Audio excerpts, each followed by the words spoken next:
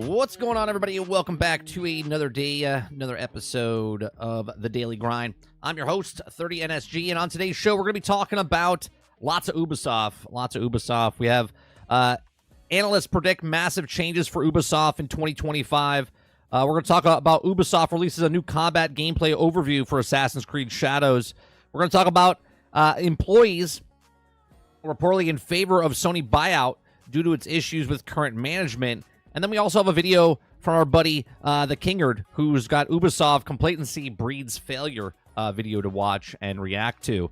If you guys like what I do, we do this Monday through Thursday from 10 o'clock in the morning to about noon Eastern. If you like it, hit that like button, hit that subscribe button. If you'd like to go above and beyond that, become a member as little as $5. I think my camera's a little... There we go. What's going on, chat? What's going on, Travis? What's going on, Nate? Jason? Eclipse? Who am I missing? Heck, what's going on? Robert Jones, good morning.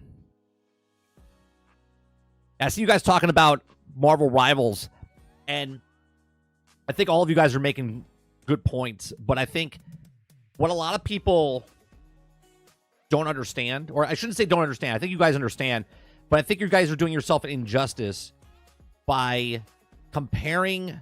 Yes, we all know it's an Overwatch game, right? We all know it's an Overwatch, but it doesn't have to be Overwatch. You see what I'm saying? Like, Jason said something in chat a little bit ago about, you know, Hulk is supposed to be like D.Va. No. We are associating Hulk like D.Va, but really he's not. Okay? And to say that he should act like this because this is like this in Overwatch, that's the wrong take to take, I believe. Okay? We all understand, like I said, it's an Overwatch game. They're taking bits and pieces from Overwatch and making it their own.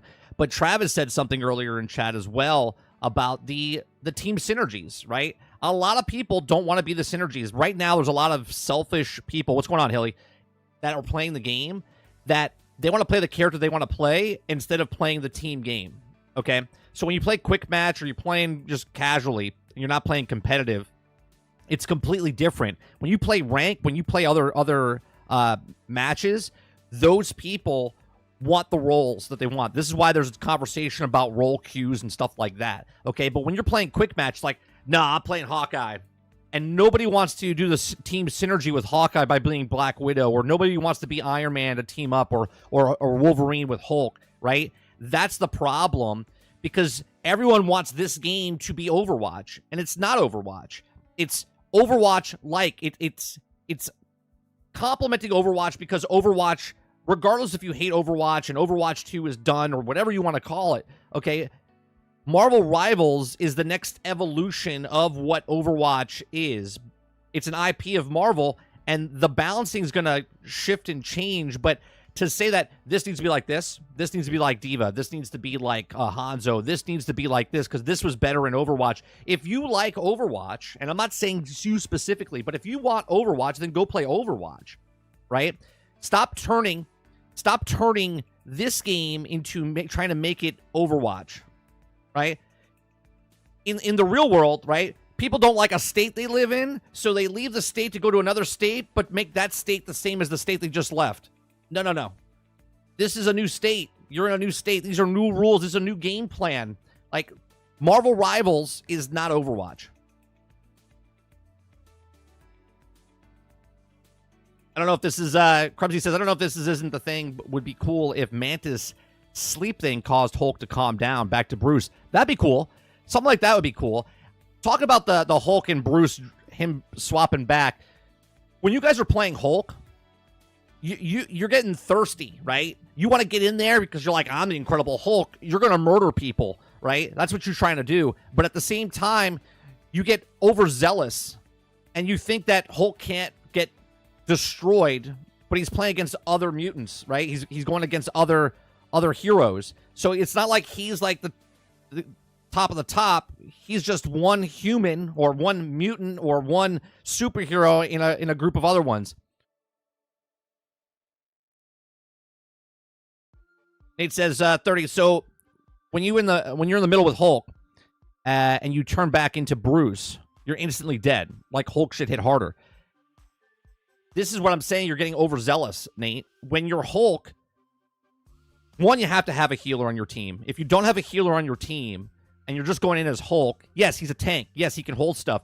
But you have to know when to pull back so you're not vulnerable to the point where you are turning to Bruce. And if you do get turned to Bruce, you have to be close enough to your group to back off. So when you're Bruce, you're still alive, because it's much easier to be Bruce and then turn back to Hulk than die, wait the whatever seconds it is, and then run your ass back into the battle, right?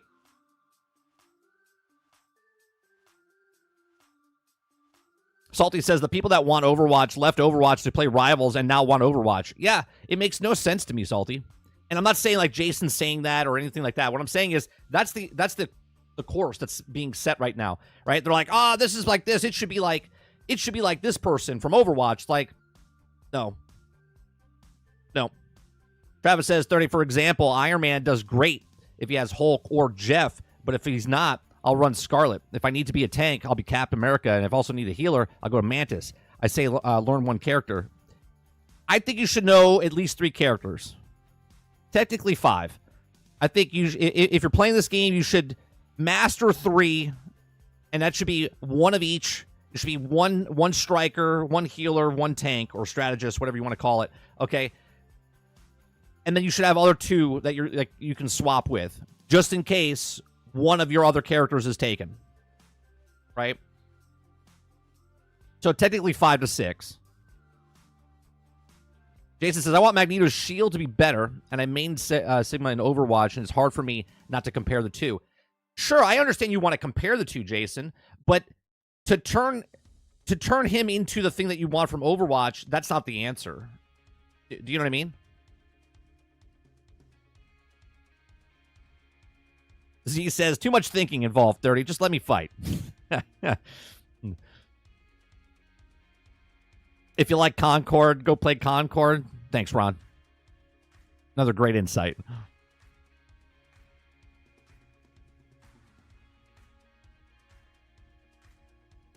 Rabbi says, everything doesn't need to copy Overwatch, but I will agree that Magneto's shield should work like Sigma's. But why?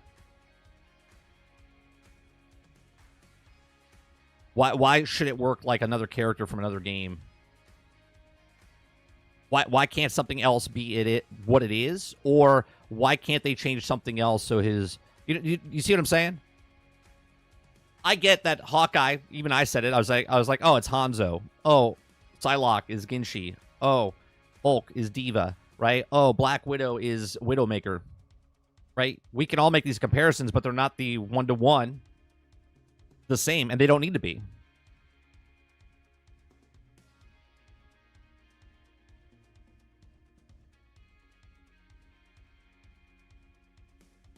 Sarge says A should be C because it's what I know already and I like better. Right. Well, that's the mentality, right? I like this over here. I want to like this, and because I played this for so long, I would really like if this was like this, so I would be better. Travis says 30, people don't even know that Cloak and Dagger pairs with Moon Knight, or at least at any time I play with him. Healer's anyone but Cloak and Dagger.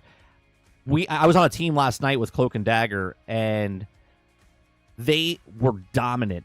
I mean, they were just so good at being Cloak and Dagger.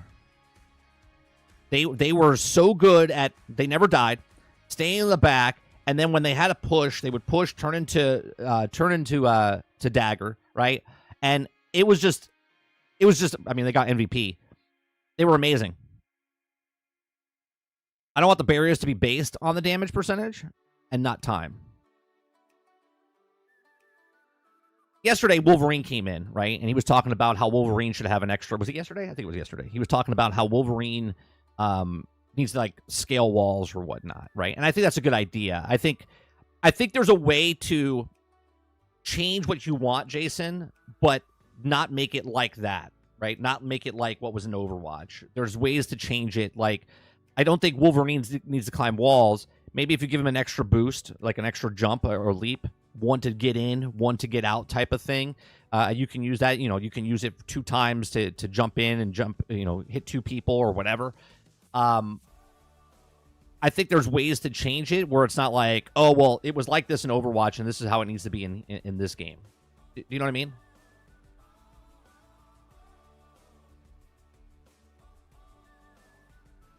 Because he says it's basically the same shield, but I think Sigma's is more versatile because you can move and in place. And he'll argue that Sigma is based off of Magneto. Sure, but it could be based off Magneto, but that wasn't a game before Overwatch. You know what I'm saying? It was like, oh, this is what Magneto can do. Let's make him like the character Magneto. But now you're making a game now that Magneto is in, and now you want to be like Sigma from Overwatch.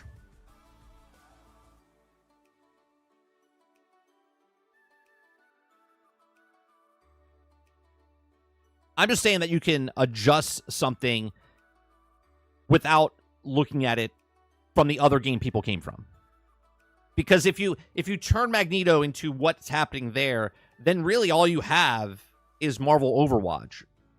But that's not what this is, right? I said it originally. I was like, oh, it's Overwatch but Marvel. But it's way more than that. With the team synergies up and stuff like that and people starting to learn, it's still super early.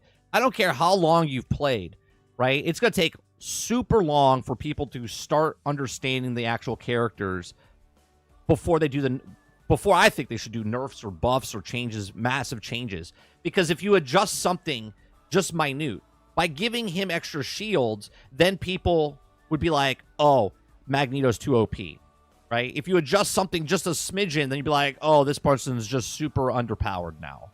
Right? Oh, I can't do damage against Magneto. He gets his shields too fast. Oh, Bruce turns back to Hulk super fast, and now Hulk is too hard to kill. It's like, it's easy to say, like, hey, this needs to be changed, but the incremental changes could be a huge swath where it completely changes the landscape of the game. And because you do that, you're like, well, now you have to nerf him. Well, now you have to buff him. Now you have to change this.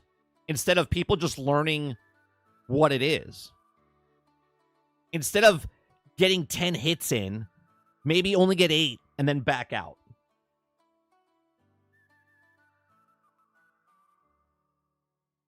Z says, I'm sure that the devs spent way more time than we have decided on how long the shields should be up and how the character uses their abilities. Travis says, 30, honestly, healers must need chiropractic surgery from all the caring they do. Yeah. Yeah, it's funny to me, Travis, because a lot of people want to be the DPS because they think that'll be the MVP.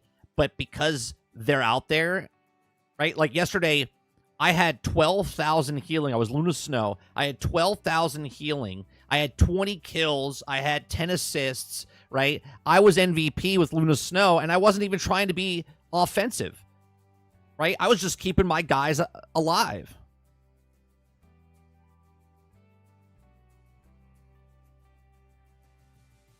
Eclipse says, they made this game like Overwatch. I'm going to stop playing it. It looks like Overwatch to me, but does not play like Overwatch, and that's why I like. I agree, Eclipse. Not only do I like it better than Overwatch because of the IP, that's a huge factor, okay, but it doesn't play like Overwatch as well.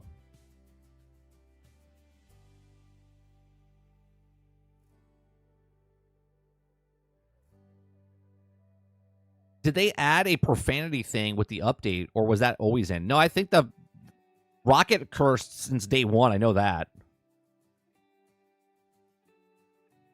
Travis says 30 players going to just Overwatch when it's not. They're mad, and then they die because they play it like Overwatch. It's like I said, scrap Bruce altogether and just keep him as Hulk. I disagree. I disagree. Bruce is just as much as part of as Hulk is. It's part of the strategy. If you could always stay as Hulk, then I think Hulk would be too hard, right? It's almost like Bruce is not supposed to be running around like Diva. I know you said earlier, like when Diva got out of her machine, she was quick and move, and it was hard. You know, she moved faster. Bruce is not supposed to be Diva, right? Bruce is supposed to be Bruce, who's a normal person, okay? And he's running around, and it's supposed to give you, like, if Wolverine got an extra shield, it's just to give you an extra moment to get out of dodge and maybe you survive type of thing, right? And again, if you can survive, which I've done plenty of, right? You do your damage, you get the hell out of dodge, and if you're Bruce, You go tuck away in a corner until you have your thing back, and then you come back as Hulk. That's much better than running back from the start.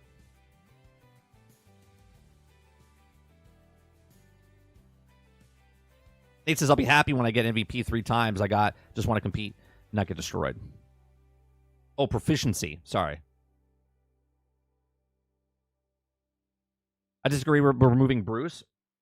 Removing Bruce would make him too powerful. I agree, 100%, Travis. If you remove Bruce, then Hulk becomes too OP.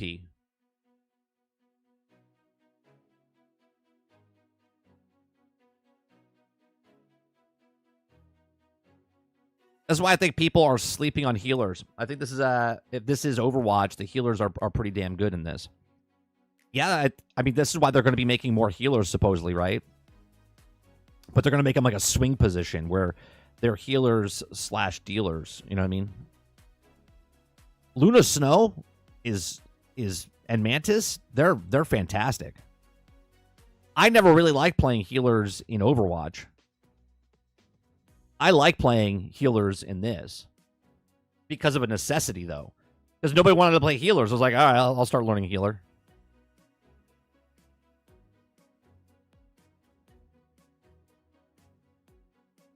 Sarge says, the funny part is you guys were all giddy as fuck when Overwatch was out. And now many no lifted it. Now Rivals comes out and everyone is all giddy again, but this time you see the improvements. Right? I think they've done Overwatch and they've here's Overwatch and here's Marvel Rivals. They've taken the base of Overwatch and then they've made it better. Just from a gameplay standpoint. Travis says 30. I think everyone is playing it just like just another hero shooter. I'm thinking of as weird as it sounds, like a MOBA. Like you have a set role and you got to know when you push and when you fall back. I've been playing a little bit of Wolverine last night in the practice with AI and trying to get used to him and teaming up with Hulk and him chucking you farther behind enemy lines. That's what you need with Hulk. Everyone thinks you need to do the fastball, when you chuck them at people. No. Use Hulk and chuck Wolverine behind enemy lines, okay, and then attack from behind. That's what you use it for. Morning, Wonder Rose. Right? There's so many different things that you can do.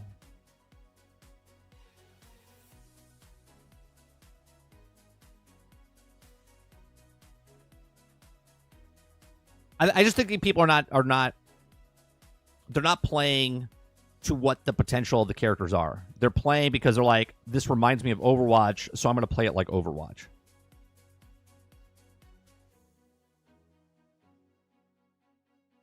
Has anyone tried all healers on a team? And how does that work? Because if everyone can heal each other and everyone can do damage, how does that work? I haven't seen it yet myself.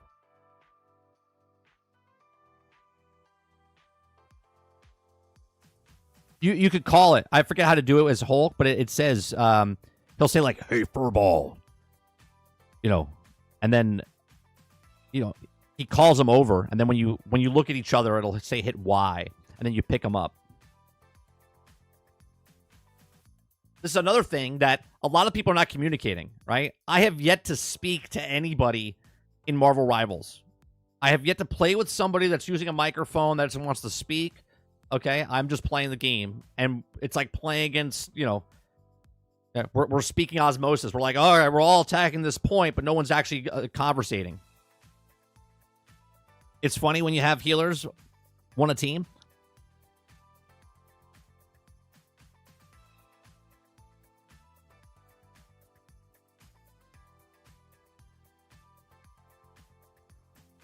Right, but then here's the thing, Jason, right? A lot of people are like, oh, if you're Iron Man or Storm or anybody that can stay up high, everyone thinks they're safe. And obviously you can get, your rock to someone's scissors, but then Paper shoots up at you, which would be like Hawkeye or, Iron Fist, like climbs up the buildings, or Spider-Man or stuff like that. So I love the balance. And if you're Iron Man on the right team, like if you notice there's nobody playing on the team that can get someone that's up high, then you switch to Iron Man or you switch to Storm and you'll dominate that round. right? Instead of everyone just picking that one character, you're not locked in. At least in the quick matches, you can change, right? But if you're not locked in, then you can change and adjust to what the team has. And if no one has someone that could take someone out of the sky, then you go to Iron Man, you're free MVP that game. Kyle says, Mike, can you call my work and say that I have an emergency so I can go home and play Path of Exile? Yeah, sure. Go ahead and give me your number, and I'll be like, yeah. Kylo's, they'll be like, who? Oh, I don't know his real name. Kylo, he's in my YouTube channel. He's sick today. I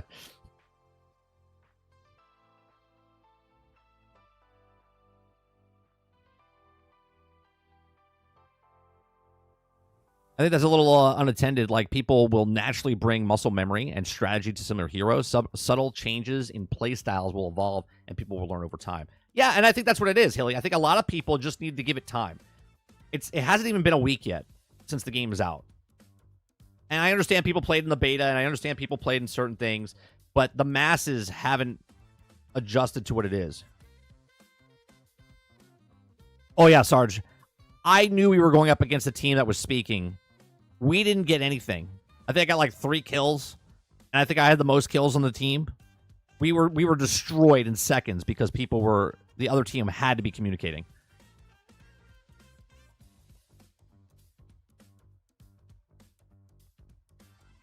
Salty says, did you see the Twitter post saying that players are burnt out already? Game's been out for like 4 to 5 days. No, I haven't seen that. How do they burnt out? People are their own worst enemy. Like, I've been playing like 36 hours straight. This fucking game, man. Like, then stand up. Like, go outside. Go take a break. What's wrong with you? I think I'm in the top 1%, right? I'm level 21, right? I'm level 21. There's got to be, right? That percentile, someone's like, the 1%'s anywhere between me and someone that's been played like every single day, and they're like level 50.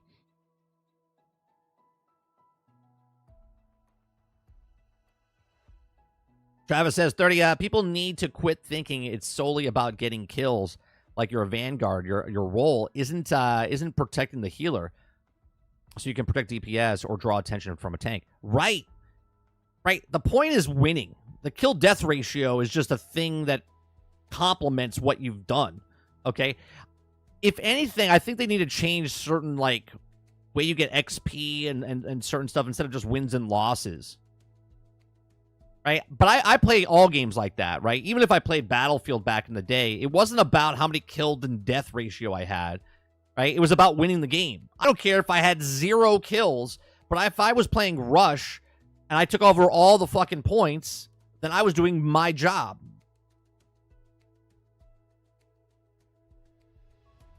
Hilly says, what game is Outside? That any good? Never heard of it. Yeah, it's pretty good. The graphics are pretty good for Outside. The textures are pretty good. It can get a little hot sometimes Outside. But yeah, the game of Outside is pretty nice.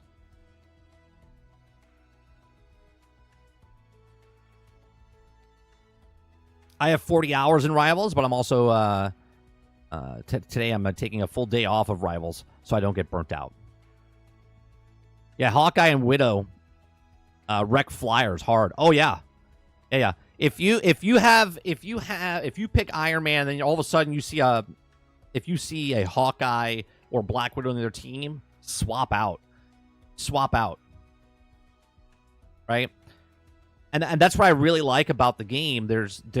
People think that this person's OP, but you can take that person out super fast if you find the rock, if you find the paper, if you find the scissor to them.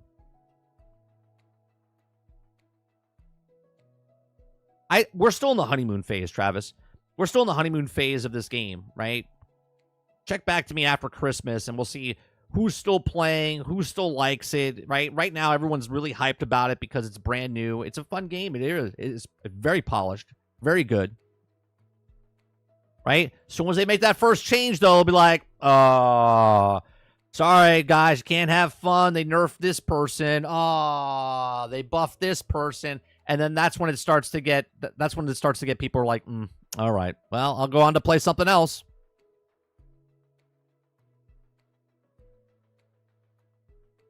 That's right. Outside is really lifelike. Too many NPCs.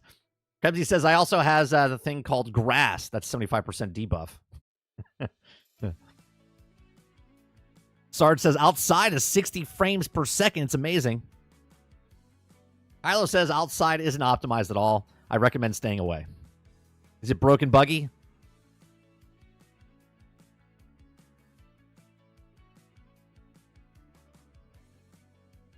Krebsy says, in my opinion, Rivals won't last long. When you say it won't last long, Krebsy, does that mean you think the popularity of like 400,000 people won't last long? Or do you think that the game won't last long as like it's not going to be here a year from now?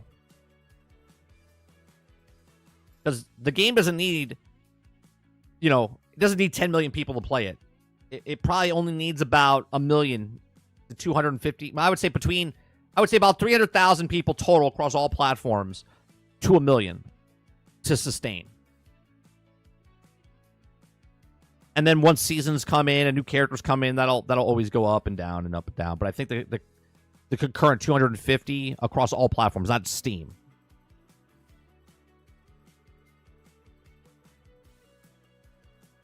Altern says, outside needs a buff on currency. They're really stingy with the currency, or really stingy with the currency. Maybe adding more secondary quests or bounties could help. Yeah.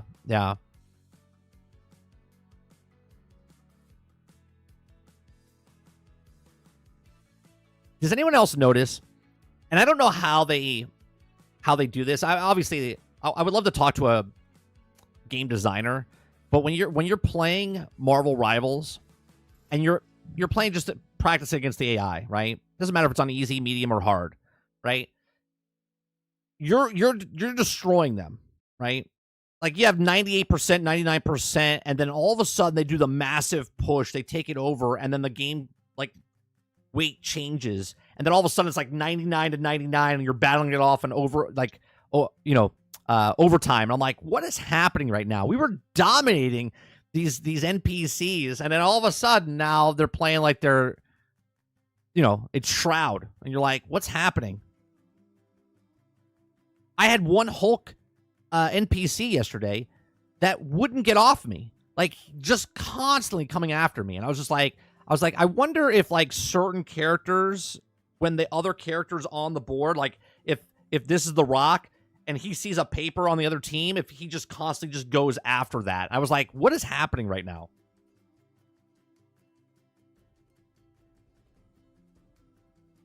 I've heard people argue that they, where the hell is it? Argue that people, Bruce, as some argue about Thor, but everyone hates Iron Fist. I don't think Iron Fist is that bad. You can melt Iron Fist pretty fast if you have the right character. Jones says, the outside looks blurry. You can get upgrade with your GPU and some eyeglasses, 4K Ultra HD. He says, I think Rivals will be in a forever decline in player count, and 2 to 3 years in NetEase will stop supporting because that's what the community commonly do. Yeah, but 2 or 3 years I think is fine. Right? I mean, I know what you're going to say. You're like, yeah, but not for a live service game. They want 5 to 7 years. I totally understand that, but 2 to 3 years I think would be fine. As long as they make the money that they make and then use it correctly for other things.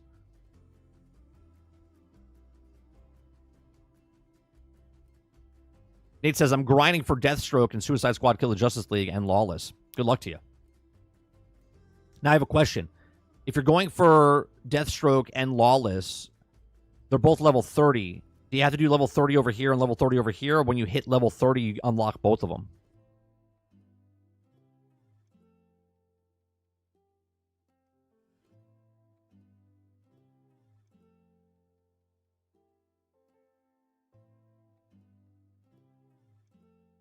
Nate says, yeah, I play an AI on hard. I win more in quick matches. Yeah, the NPCs, man, no joke.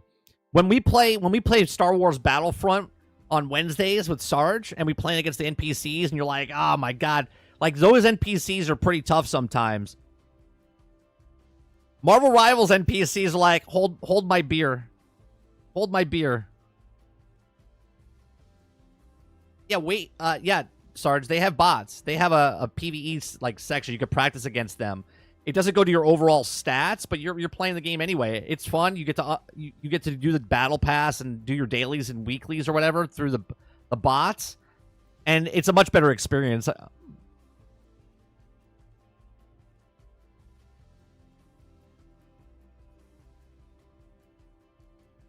Yeah, you can play against AI in easy mode, medium mode, and hard mode. It's actually quite fun. You want to play that tonight, Sarge? You want to play shooting the shit with Sarge? We'll play some Marvel Rivals. We'll play against the AI. I'm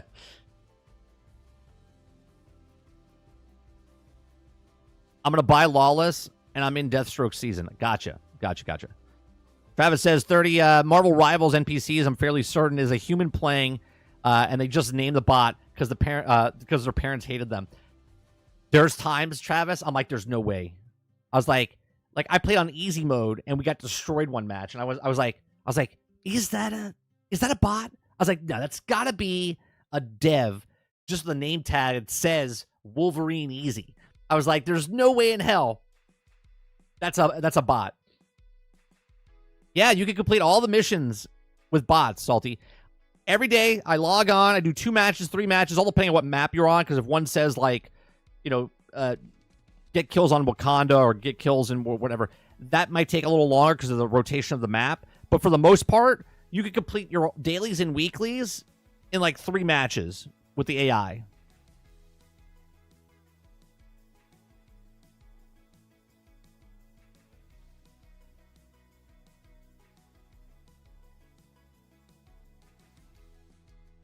Yeah, Eclipse says, yeah, getting the AI really good for getting your quest done for sure. Yeah, it's real easy doing that way.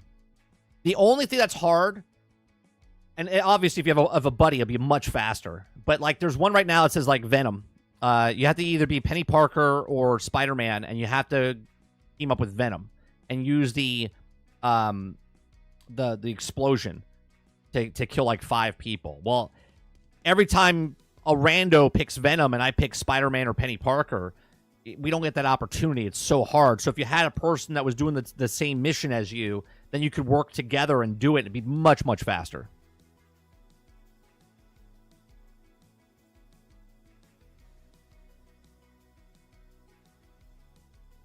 Travis says 30. I said that last night when Thor decided that Magic was his girlfriend, because he was like, "You've got a great ass," and I'm all the way up in it. Yeah, some of the characters, and this is why I do believe that sort of like the team up, like on your team, if the enemy team has certain characters and you have their rock, paper, scissors on the other team, like that person will go and focus on that person. Like I ran back. Who was I? Oh, I was Bucky, right? I was Winter Soldier. And Captain America, he just kept coming at me. And I ran backwards because I was like reloading and stuff. And I was I just kept backing up. And this dude just kept coming back. He was so behind my enemy lines, just coming at me. And I was just like, my God. I was like, what is your deal? Like, he left his team in the back. He's like, I don't even care about the point. I don't care about the vehicle. I'm killing you. And I was just like, holy Christ. He did like a marathon to come after me. Waterbear says Overwatch 2 has officially hit the lowest player count following the release of Marvel Rivals. Oh, is that true? Let's see what that is.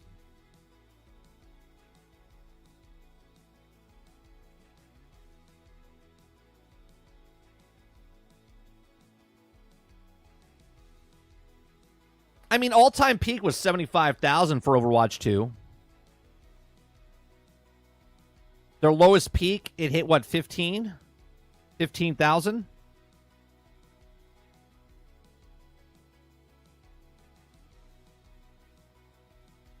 Yeah, 15,000. Right now it's at 39,000.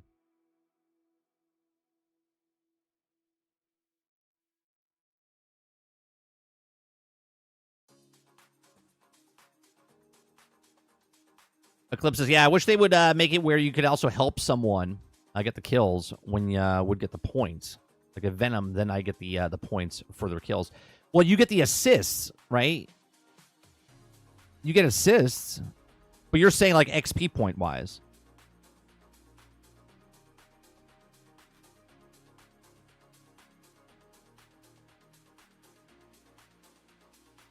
What's a Rivals at? All right, let me see.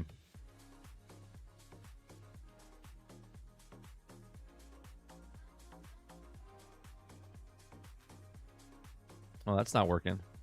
Steam charts is not working for Marvel Rivals. Let's go with SteamDB.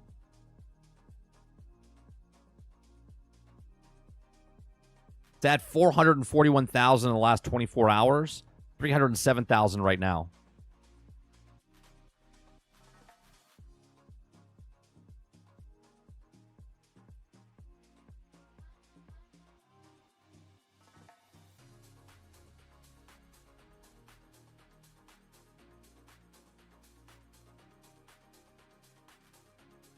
Wouldn't Overwatch's main platform be Battle.net? Yeah. It's not really on Steam. But the thing still stands, though, Krebsy. It's the lowest numbers on Steam. Right? You know what I mean? That's all the statement was. It's the lowest it's ever been on Steam. So there you go. It's not like Overwatch is closing doors. They're not like, well. Now, there's still hundreds of thousands, if not millions of people playing Overwatch.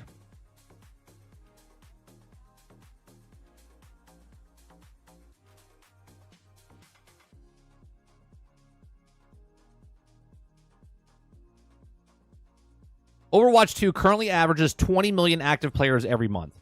They're fine. They're fine. Yeah, they're fine.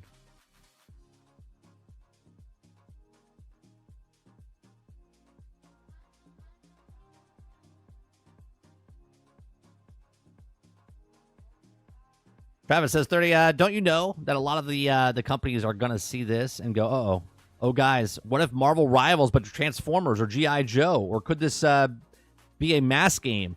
I mean, they haven't done it with G.I. Joe or Transformers yet for Battlefront, Battlefield type of games. So this game as Transformers would be another cool game. I'll be honest with you, Travis. If they made an Overwatch type of game, okay, a hero shooter, but with Transformers, I'm cool with that.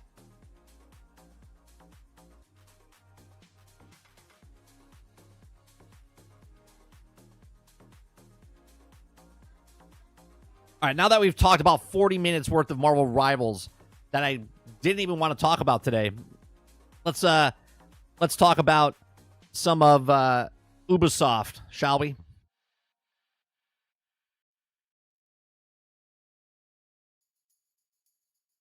All right. First story, 37 minutes later. Analysts predict massive changes for Ubisoft in 2025. If you guys like what I do here, we do this Monday through Thursday from 10 o'clock in the morning till noon Eastern. We just cover news stories, have conversations with chat, try to get you through a couple of hours of your day. We do appreciate you very much. Make sure you do all the things. All right. Analysts predict massive changes for Ubisoft in 2025. Entertainment analyst Joost van Doruni, butchered it, okay, believes that Ubisoft is headed in other major shifts and strategies in 2024 has been particularly hard year for Ubisoft, you don't say. Despite having a hold on a giant IPs like Assassin's Creed, Rainbow Six, Prince of Persia, and recent outings have been less than stellar, with the reception to release like Star Wars Outlaws highlighting that it could be a broader lack of trust in Ubisoft's approach to gaming. Most recently, Ubisoft announced that plans to shut down X-Defiant in the first-person shooter that set out to contend the gaming giants like Call of Duty. Many people expected X-Defiant's shutdown, predicting the game's future base and dwindling player count. Now that X-Defiant services are planned to shutter, new registrations and downloads will be blocked, preventing more Ubisoft resources from being allocated towards the title. People following Ubisoft have also taken X-Defiant's failure as a greater sign of the company's current status. A reporter which I'm not going to try to pronounce again, a business professor and the gaming analyst, suggests that Ubisoft is headed in dismantling in 2025. Okay, the analyst supports his claims by citing the company's track record throughout 2024, especially noting that a substantial drop in Ubisoft's stock that occurs this year. Further along, Van says, describes the company's approach to the game's development of stubbornly outdated, suggesting that Ubisoft's recent habits, including refusal to take risks, innovate, and find more engaging ways to monetize its games, are the pattern leading into its towards failure. Okay. It says rumors of the potential Ubisoft buyout have been floating around for a few months, hinging on the fact that investors are encouraged, even demand the company to go private recently. Ubisoft CEO Guillemot has attempted to manage the conversation surrounding a buyout, and fans have stated that the desire of the company utilize its most well-known IPs to prevent further losses. Okay. Just Van also points out that Assassin's Creed Shadows as a saving grace for Ubisoft amidst several recent missteps, but it doesn't project confidence in the project restoring the Ubisoft brand. Assassin's Creed Shadows was delayed to ensure the product gets a best launch possible. However, discusses the way the more players can trust in form of currency in gaming market Ubisoft is running low on. Although the company has taken steps to ensure better rapport with the audience, Ubisoft may also attempt to obfuscate with Steam's data, which also causes a wider rift, right? They wanted to remove the data from Steam, right? Supposedly. Regardless, also, as Ubisoft's next big release fares, many believe the company to default future ahead. Okay, so the problem with Ubisoft right now is, well, there's a whole bunch of stuff going on. We have another report here that the employees, okay, are reportedly in favor of Sony buyout due to the issues with current management. Where we've seen this before, right? Remember when Bethesda was being bought out, or ZeniMax was being bought out, and the developers of Redfall were so happy that Microsoft was coming in because management changes? Well, you have no idea if management changes are going to happen, right? For this, obviously, this is for FromSoft.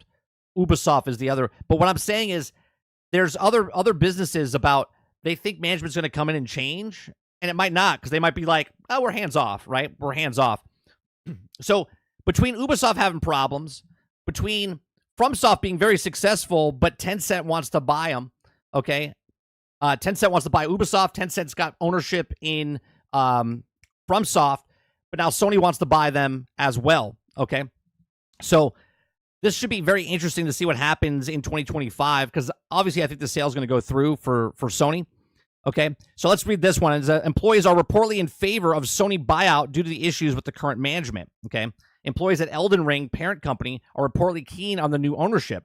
Okay, last month it was reported that Kadokawa, I can't pronounce that, and the media powerhouse is owned by Elden Ring developer FromSoft, amongst other companies, was in talks to acquire by Sony. Following these reports, the company confirmed the discussions have taken place, but no decision has been made yet. Okay, obviously, decisions have been made. We're just not privy to that information yet as the public eye. So it's either yes or no. I think it's going to be a yes.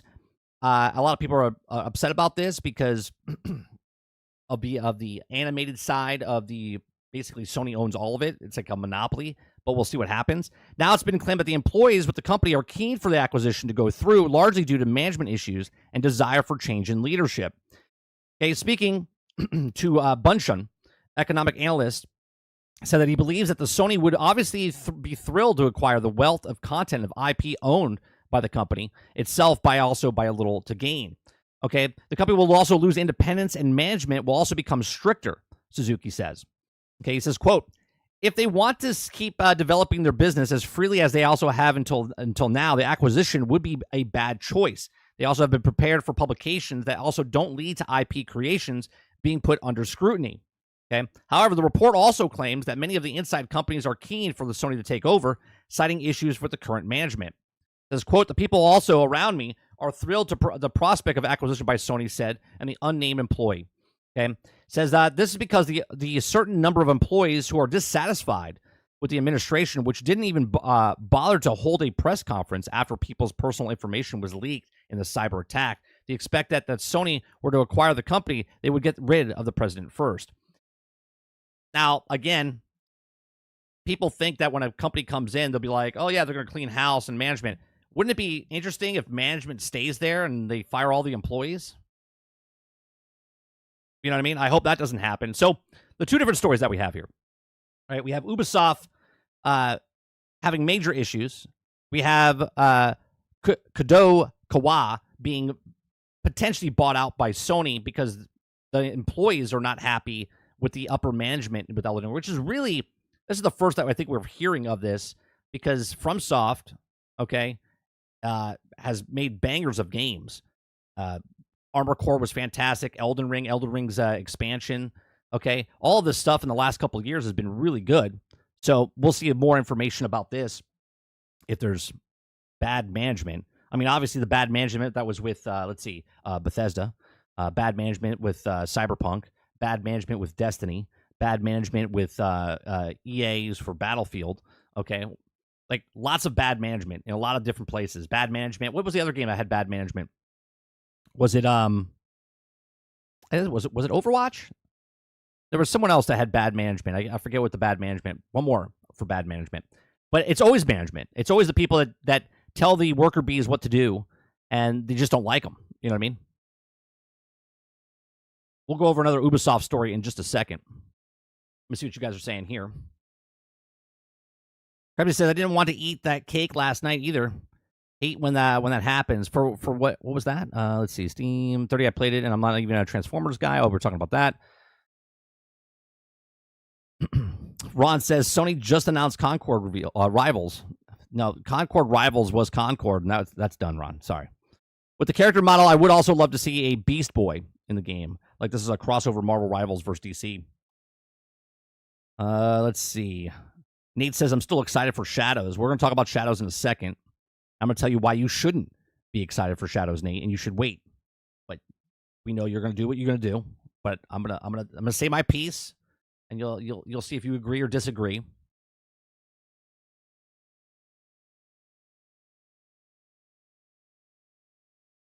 Travis says 30. Do you know who Piers Morgan is? Last night he was talking about the CEO murder thing. And he was like, congrats to all of you who did was kill him in order to get in a guy who thinks the same way. No, I know who Piers Morgan is. I see his clips and stuff every once in a while on YouTube. I did not see the thing. I do think it's a little weird, though, that people are excited that someone killed somebody. Like, I just find that a little weird, right? Just from face value. Someone excited that somebody else killed somebody. And I'm just like, what fucking world do we live in? Like, he just gets assassinated. Everyone's like, yeah, it's good. It's like, what? What? Eclipse says, yeah, I'm liking this animated side. I'm going to make anime like America TV, and they're already trying to with the credit card stuff. Censorship galore. Yeah, a lot of people don't like that Sony's going to get the third and final piece. Basically, they're going to make the Infinity Gauntlet of anime. Basically, they'll own everything, right?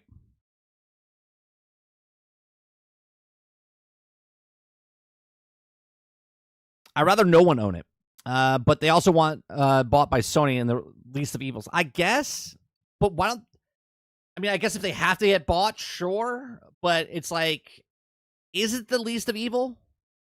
Right? Because from a gaming side, no, it's not. It's there's no problem. But from the ownership side of anime stuff, there is a problem. That's a massive monopoly happening with Sony. Right? People will look back on this later and be like, yeah, Sony probably shouldn't have bought that.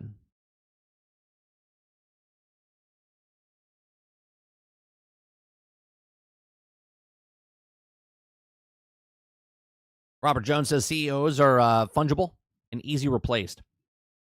Sure, but look at what's happened in the industry just this past year. What 23,000 people lost their jobs. People Can Fly just fired another couple hundred people. Right, just more and more people lose their jobs. So I don't think anyone is safe. I don't care if it's a CEO or if it's the worker bees or worker ants, whatever it is.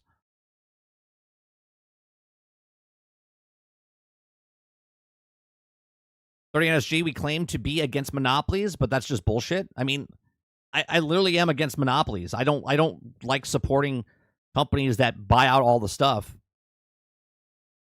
I mean, Xbox, I didn't like that Xbox bought Activision, right? But I'm also not buying Activision stuff, right? I'm also not buying Blizzard stuff, right? Yeah, I have Diablo, right? I'm a content creator and stuff, but I'm not going in head over heels over everything that Activision Blizzard. I didn't buy Call of Duty. I'm not really a big Activision Blizzard fan. I used to be back in the day with StarCraft and whatnot.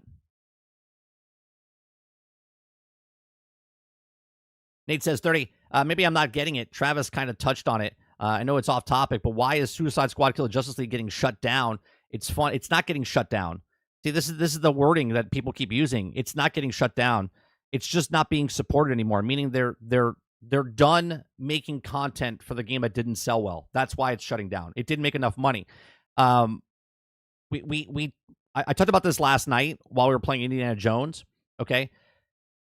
There's no difference on what Suicide Squad did and what Space Marines 2 is doing right now. There's no difference between what Suicide Squad's doing and Star Wars Outlaws is doing. And what I mean by that is that Star Wars Outlaws, you buy now and you have to wait a year to get all the content. Now, obviously, you're paying for the expansions. Space Marines, you're not paying for the expansions. All the content that's coming for Space Marines down the road is free. Okay? But you buy the game now and wait 1 year for all the content to come out.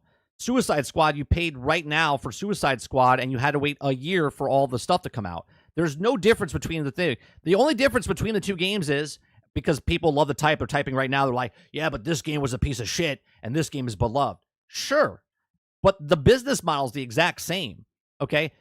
If Space Marines 2 was like, yeah, we're supporting the game, but after the end of the year, like next year, they go, hey, Space Marines 2, we got all the content in, and we're done supporting it. Right? Let's just say they say that. We're done supporting it. Be like, oh, Space Marines is dead. Right? Like, no, they had a plan to get this content out, and that was it. Now, yes, Suicide Squad was a live service game, and Space Marines 2 is not. Okay? But you have to look at the business model.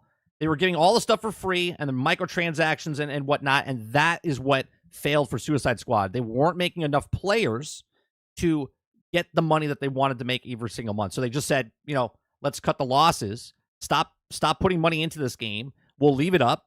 It's up. It's not closing down. The servers are not closing. You can still play the game online. You can still play the seasons in the past. You can get offline mode now. You can still continuously play that game. It's not shutting down. There's a difference between Concord shutting down and what not supporting Suicide Squad's new content coming out. Two different things.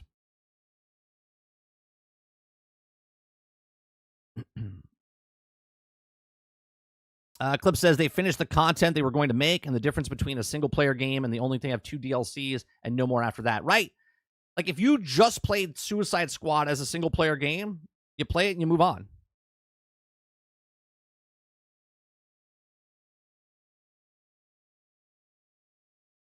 Travis says Space Marines 2 isn't done. They said another 2 years of content are still coming, last I heard. Correct, Travis. But what I'm saying is, and it still stands what I'm saying, is that Space Marines 2 is putting content out over the next year. That's all Suicide Squad did. They didn't charge you for any content. They didn't charge you for any of the other stuff. All the characters were free if you wanted to play it. Same thing with Space Marines 2. All the content, the game modes, the skins that they're putting in, the content, the extra game modes, all of that is free. Same exact thing. Premise still stands. Is Suicide Squad being delisted? No, it is not. Right. It's not being delisted. They're just not supporting the game anymore, meaning it's done. There's no more content coming out, and that's it.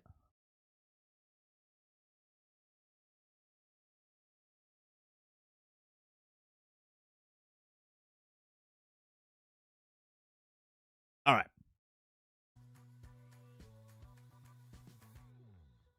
Here's why I think, just by this title alone, okay? I haven't read the article yet.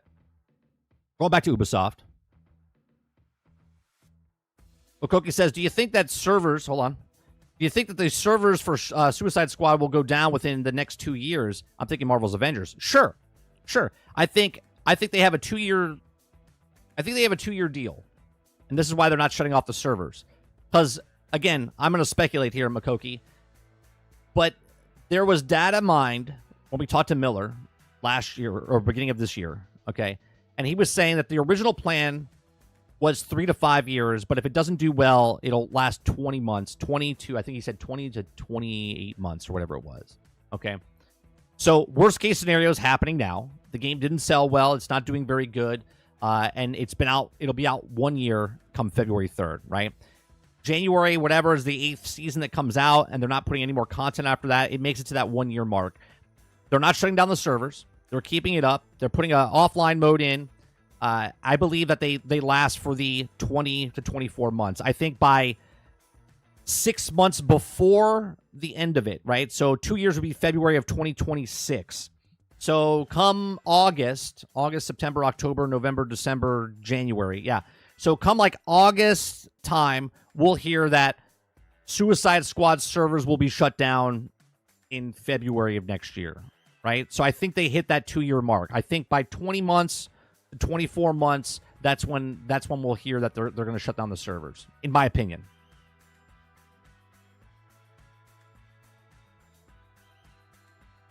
Eclipse says, yeah, it would have. Suicide Squad lasted longer, but if it did good sales, of course, but it didn't. Right. Come on, PS5.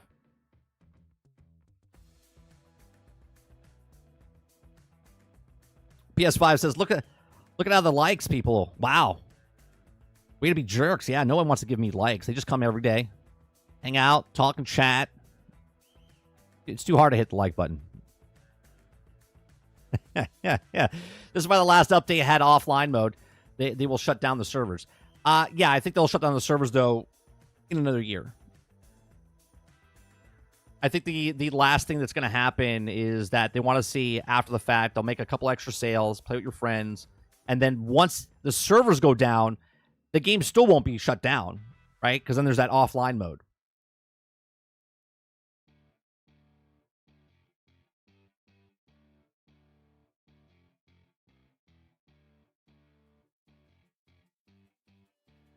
I don't know if they do that, Eclipse. Do the peer-to-peer. All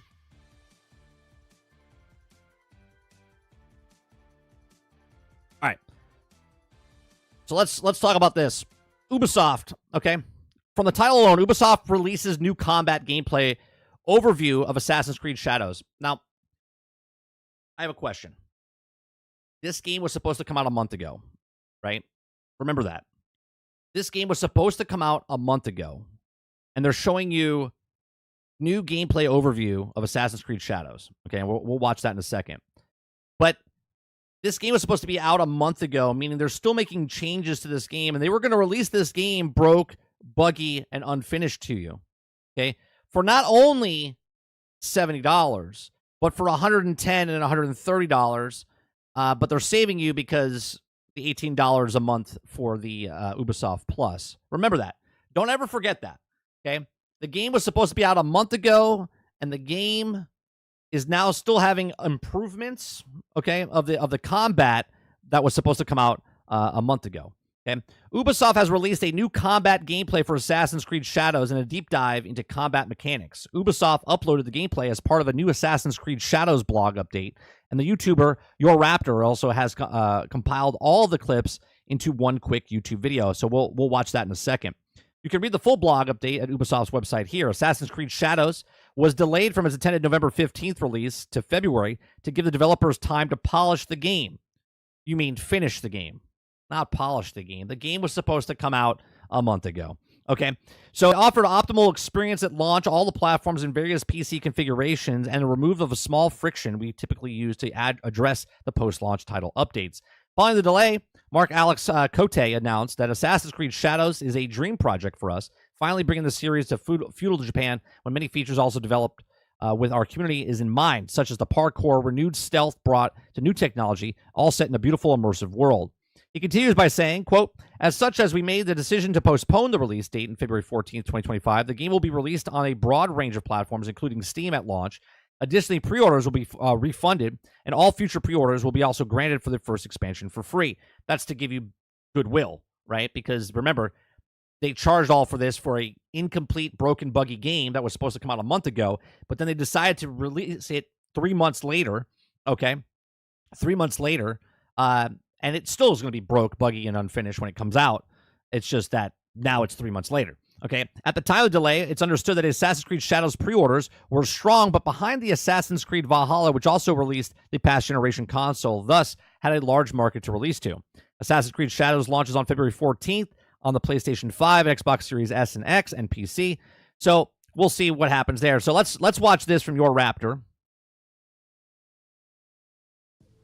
A quick 2-minute clip. Okay, I don't think it has any audio. So you'll see the combat here. Which the combat looks different.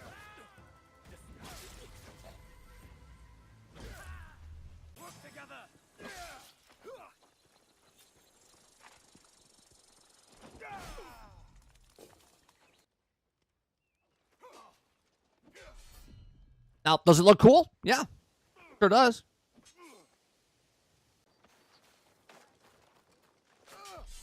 Why didn't they show this before? Why didn't they show any of this gameplay before?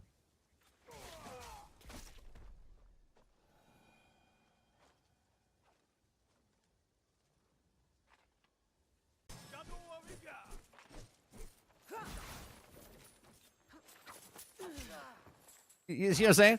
Why? Before the game was supposed to come out, before they delayed it, they could have showed this, but they didn't.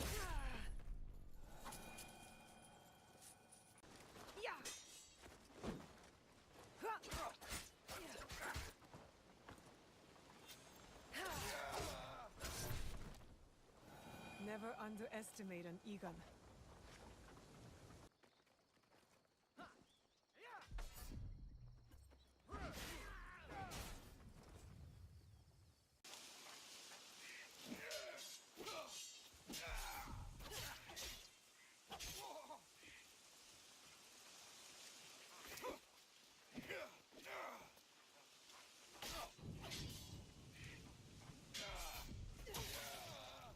All right.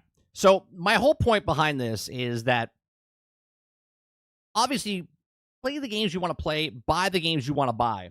But just know that the company, Ubisoft, that put out Skull and Bones, that put out X Defiant, that put out Pandora, right, that put out Outlaws, all of these games I've just named were broke, buggy, and unfinished when they came out. Every single last one of them. Okay? So for people to say, hey, this looks good, you're more than in your right to say it looks good. What I'm asking to you guys is just hold off. Just wait. The game will be there day 2, day 3, day 5, day 10, day 20. Okay? What I'm saying to you is they lied to you about the game already. The game was supposed to be out a month ago, and it wasn't ready. And they knew it wasn't ready. Okay? And they were going to release it. Okay? And the only reason they delayed the game was to polish, but they've completely changed a lot of the stuff that was inside the actual combat, okay?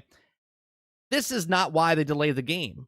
They delayed the game because, well, there was bad press going on, and time heals all wounds, okay? So they're letting it go by. February 14th, I would be very surprised if it comes out February 14th. I think they might push it back to March, okay, or a little bit later, all depending where else they have other stuff going on, okay? But we'll see what happens. These are just my thoughts. Let me know yours in the comments section down below. But yeah, I would hold off on buying this because if they lied to you once, they'll lie to you again. They've lied to you about every single game that came out. Everyone's like, oh, Star Wars Outlaws is perfect. It's so great. It's so fun. But yet it was broke, and they've been fixing it over the last 3 months. Skull and Bones came out, and they've been fixing it over the last 8 months. All of these things, they were great and fun, and it looks great, was broke, buggy, and unfinished, and they changed them after the fact. So instead of giving your hard-earned money to them up front, just hold off. Just wait for the reviews, wait for the stuff, and yes, eat your own food, but also wait for the game to come out, because if they try to pull the sheets over your head once, what's to stop them from doing it again? Again, these are just my thoughts. Let me know yours in the comments section down below. Please make sure you share, like, subscribe, and if you like what I do here, check out some of our other videos. Thanks for watching.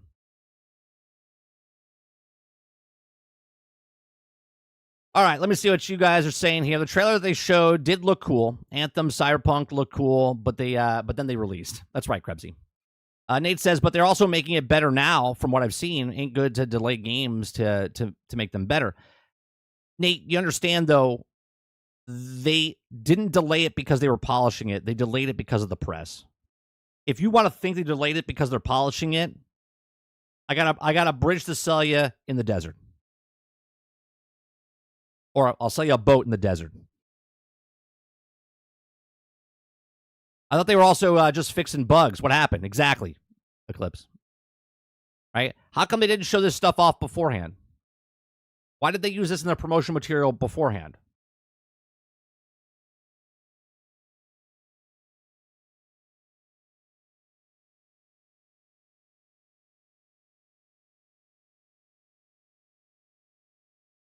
Travis says that rose-colored glasses Eclipse. I played those games and not good as I remember. Nate says it looks good. You're all saying it looks like PlayStation 3 or PlayStation 4. I don't agree with what they're saying there. But what I'm saying is just be a little cautious about what the game when it comes out, because I don't think it's going to be complete, just like the other 5 games I named ahead of time. Okoki says they need to drum up some excitement for sales and pre-orders. Right. Well, 1, postpone, let it cool down. 2, give money back to the people that pre-ordered, meaning sales weren't very good for pre-orders. Now start promoting the push of look at the excitement of look at the gameplay. They're giving you the pre-order stuff for free now when it comes out. That's like the goodwill type of thing because sales are low, pre-orders are low, so they have to try to hype it up. Okay, which means to me, just from other past games, they're hiding something. Jack says, is it me, or did this combat strikes look a little delayed a bit? It could be like the input or whatever from YouTube or whatnot. I'll buy it when it goes on sale for $20. It's like 3 years. I think it'll go on sale less than that, faster. This time next year, if it comes out in February, you could buy it for $20.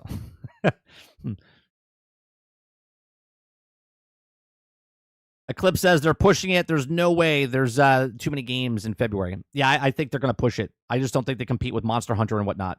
Jason says Monster Hunter is gonna eat this game's lunch. Yeah, and this is why I think they're going to push it back. Because I'll tell you what, Monster Hunter ain't moving.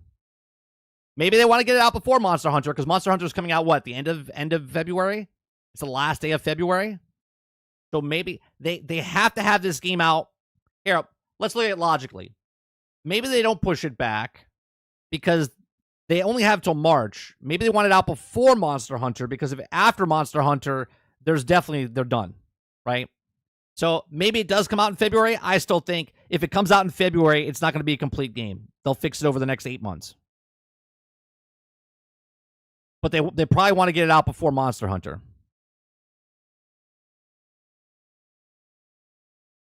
Sean Fox says, Cyberpunk taught me to never buy a game on day one. I'll always wait around 3 to 6 months after, so it's potentially playable. It's always a good rule of thumb. I don't even give it that long. I just say give it a couple weeks. Give it 2 weeks, a month, because at that point, they'll have the day one patch. Most games get fixed day one on first day patch. The rest of them get paid 3 months, 6 months afterwards. Look at Outlaws, look at Battlefield, look at Cyberpunk, right? No Man's Sky. All these major games got fixed over months and months, if not years down the line. Eclipse says, I actually just got it. I got $100 from the Fortnite lawsuit, and I bought Monster Hunter Wilds. Can't wait. Oh, I thought you said you just got Assassin's Creed. I was like, okay. Jason Marshall says, Ubi Plus is still giving Ubisoft too much money. He says, I know a lot of people don't watch wrestling, but I have since a kid, so I still do. But one of the wrestlers came out of the video of it, and it was cool. Oh, on Assassin's Creed? Waterbear says, 30, did you know that Warframe 1999 is dropping this month as well? And it looks pretty badass. I put a link to the gameplay in general chat where I will take a look at that in a second.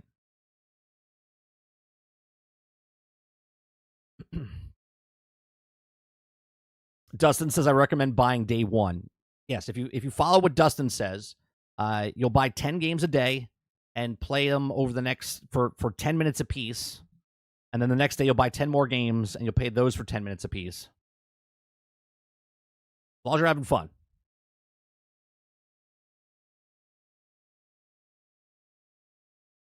Rebsy says, pushing it back would open it to competing with Ghost, Borderlands, GTA 6, Shadows is fucked. Oh, I agree it's fucked regardless, Krebsy. But what I'm saying is, do we have a date for Ghost of Yote? Do we have a hard date yet? No. Do we have a hard date for Borderlands yet? No. Do we have a hard date for GTA 6 yet? No. So until they announce those dates, a month, season that it's coming out, maybe at the Game Awards in 2 days, okay, they're better off delaying it instead of trying to force feed it out. That's just my opinion.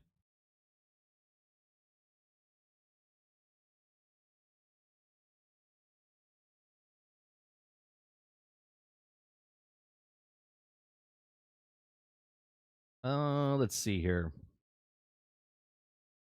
Posted in general. Warframe 1999 gameplay demo.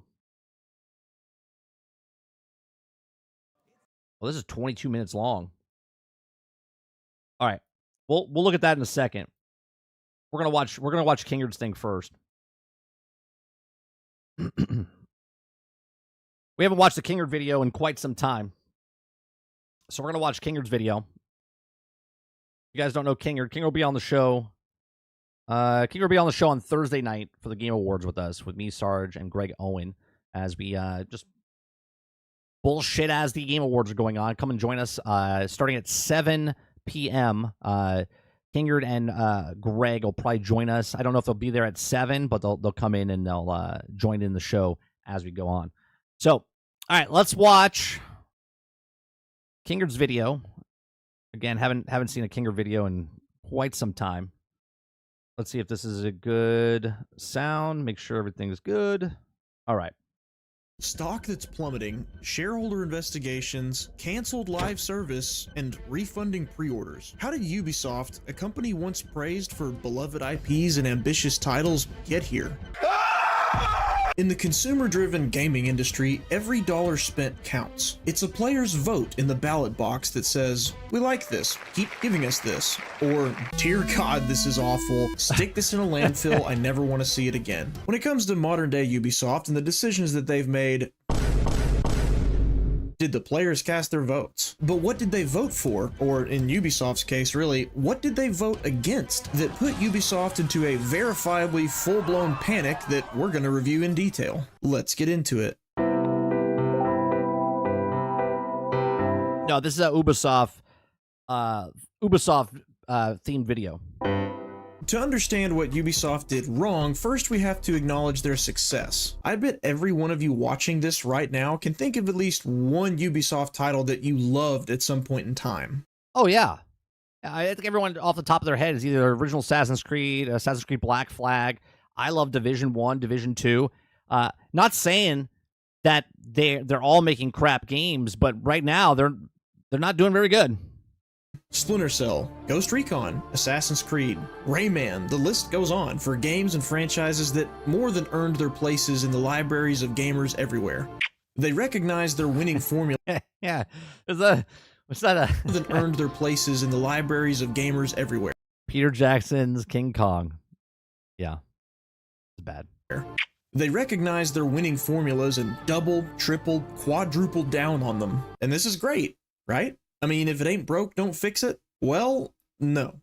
The money might have been flowing in, but Ubisoft didn't realize they were making a critical mistake. Here's how Andrew Grove, the former CEO of Intel, puts it. Success breeds complacency. Complacency breeds failure. Only the paranoid survive. Yeah, this is really good, right?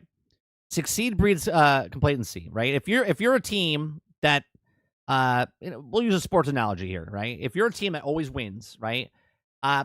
When I played Little League and I played like high school ball, there was this one team that would always beat us, right? They were so cocky when they came in to play us that they thought they could never lose until they did, because they became complacency, right? And then they started failing because then their psyche got messed with, and then they started making worse plays. They became a worse team. because they thought their shit didn't stink, right? Robert Zell of Brasscraft? Complacency is the enemy of excellence. The company that is never quite satisfied is the company that satisfies. This doesn't look like an overnight thing for Ubisoft, more of an overtime observation, but the beginning of the end was Ubisoft's refusal to innovate. And right, just keep doing the same thing over and over. Madden, right? No competition. Just keep making that same stuff. Releases and sequels that are near carbon copies of their predecessors, slapping the Assassin's Creed name onto Wish.com Witcher with gear levels and microtransactions and calling it Series Evolution. Except you, Mirage, you could stay. Or in X Defiance case, blatantly ripping off Call of Duty. Not only was Ubisoft complacent in the games, yeah, but it's okay blatantly ripping off somebody, right? Look at Marvel Rivals right now. Marvel Rivals is having very good success, and it's an Overwatch copy, right? They were making, but the players were getting complacent in being excited for them too. We already know how every Ubisoft game will look before it's even released, regardless of the franchise it's in. They're making the same they're making another Assassin's Creed game. You're like, oh, cool, another Assassin's Creed game. We all know what Assassin's Creed is going to be like. We all know it's the exact same type of game, just set in a different area. We know it's going to be a wide open map and do all these things. And they're okay making these things because it's less work. Not to say it's not work, right? Because they're still working. They're still making the game. They're still doing the thing.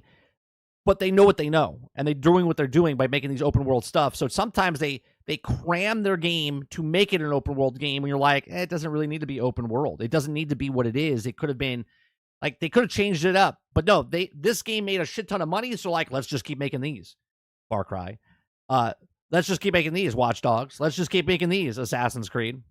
For single player, we know we'll be traveling across a mostly empty open world. We know we'll be repeating monotonous side missions, and we know there will be stealth mechanics, but what environment will it be in this? That's exactly right. Exactly right. Like, he's saying exactly what I'm saying. I didn't watch this video. We all are thinking the exact same thing. You're like, oh, an Assassin's Creed. Great. Where's it taking place? We already know what the game is. We already know what you're doing in the game. It's the exact same game, but where it is now. Oh, Antarctica? Fantastic. Oh, it's in Africa? Cool.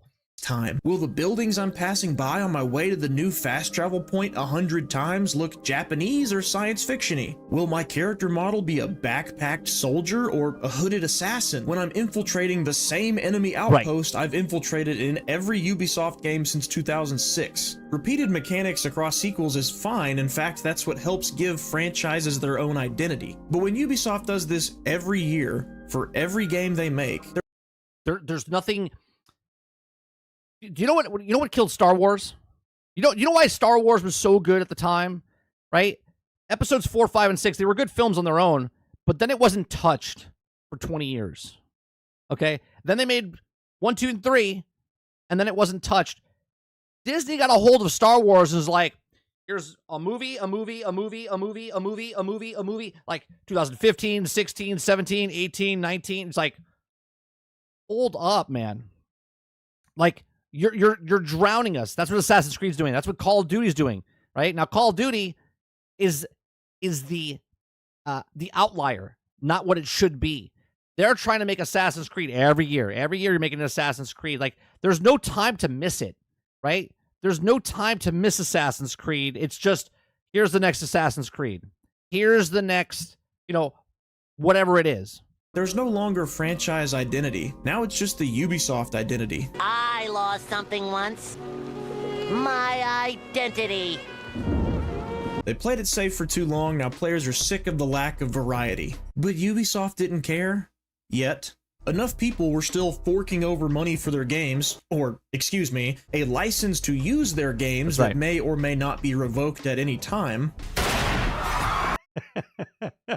Ubisoft faces lawsuit for allegedly misleading players and shutting down. Great clip. Great clip right there, Kingard. So Ubisoft had no problem ignoring the stale game design criticisms. Until the money stopped coming in, and the Ubisoft shareholder meetings went into full panic. And with this, we actually can point to a specific point in time. 2024 has not been a good year for Ubisoft.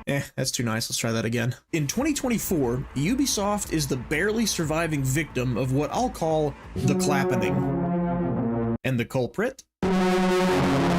Yeah, Ubisoft. Ubisoft is their own worst enemy. Started out decent with the Prince of Persia Lost Crown in January, but likely thanks to only releasing on Steam and having the marketing budget of 2 paper clips and a piece of string, the sales just didn't keep up with the reviews, and the team behind it was split up by Ubisoft. Then February rolls around and bam, Skull and Bones. I told you. I told you about Skull and Bones. Okay. Five changes. Delays, 7 delays. I was like, oh, it's fun. It's fun. I go more in depth on that game in the Don't Pre-Order Ubisoft video, but we all knew that game was going to be cheeks. 11 years and reportedly $200 million down the drain right out of the more than that, I believe. Gates, or update 100 million if Endymion's reporting on an anonymous source is accurate, and right after December's Frontiers of Pandora that failed to make a splash, Ubisoft probably needed the remaining 2024 lineup to recover. And how did that go? Well, there's XDefiant, a game I do actually enjoy as a free-to-play game. It didn't have enough people funding the game to make up for stuff. Casual play every once in a while FPS, but it's seen less player retention than the DMV. We are Yeah, that's good. interrupting this already edited video to bring you hot off the press. XDefiant is shutting down. I repeat, down goes XDefiant. Oh, the humanity. Despite just recently denying rumors that XDefiant was losing support soon due to a low player count, Mark Rubin made the announcement on Twitter. XDefiant is shutting down in June of 2025. We already covered this, right? The guy said, no, we're not closing down. The leaker said you are, right? And I said both could be true. The leaker could have said this is happening, and Mark Rubin truly didn't know it was happening because the upper management didn't tell his ass yet. No more new downloads or account. It's like, well, this is awkward, right? Like, it's like telling somebody else your wife or girlfriend's cheating on them. And you tell them after, like, hey, your wife and girlfriend's cheating on you. They're like, no, she's not. And then you find out that she is, and you're like, oh, well, that sucks.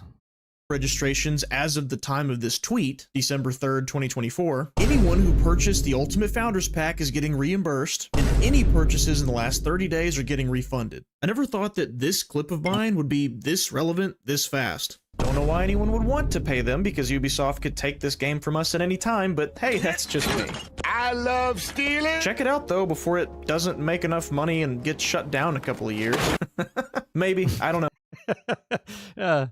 I'm not a prophet. XDefiant marks the second high-profile live service game being shut down prematurely just in the last couple of months. Hey, at least this one will have lasted a whole year instead of a whole week, I guess. With XDefiant specifically, it turns out that COD without skill base. Yeah, but it's not lasting a full year. XDefiant came out in May, and it's going to be done in January, is it not?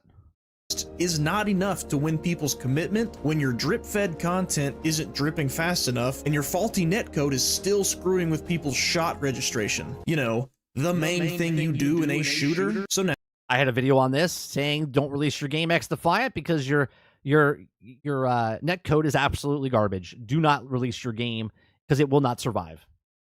Well, here we are. Naturally, the game is struggling. Ubisoft wanted to compete with Call of Duty, but they're too caught up in their own congratulatory echo chamber to acknowledge the bare necessities that are needed to make players happy. They gambled their money on a free-to-play live service game, and they're losing. And this wasn't even the casino's fault. Ubisoft keeps going all in on a crap hand. Is it June? They're closing in June, so it did make it a year? Even though their buddies are standing over them telling them to stop. I did it because I liked it. Hell, I love it. I'm itching to do it again. To further my point, XDefiant is far from the only failure poking holes in Ubisoft's piggy bank in 2024. Take a look at Star Wars Outlaws. They took a well-established IP, bent and twisted and contorted it into having the Ubisoft formula, and how did that go? I think Star Wars could have been great if they just finished the game. Okay, the open world in Star Wars is fine in this type of thing, right? Because this hasn't been done before. Yes, all the other Ubisoft stuff has open world elements in it. This could have been so much better, but instead they put it out prematurely. They could have just waited 6 months, but no, the big wig said we have to get it out because, well, Prince of Persia undersold, even though it was a really good game. Okay, Skull and Bones came out, underperformed, and we didn't make money from there. XDefiant didn't pick up the slack. Right? So they were losing money. They're like, we need a hit. Here it is. Let's put it out prematurely. And they did, and it wasn't a hit. It sold less than a million copies, supposedly, right? Supposedly less than 1 million copies.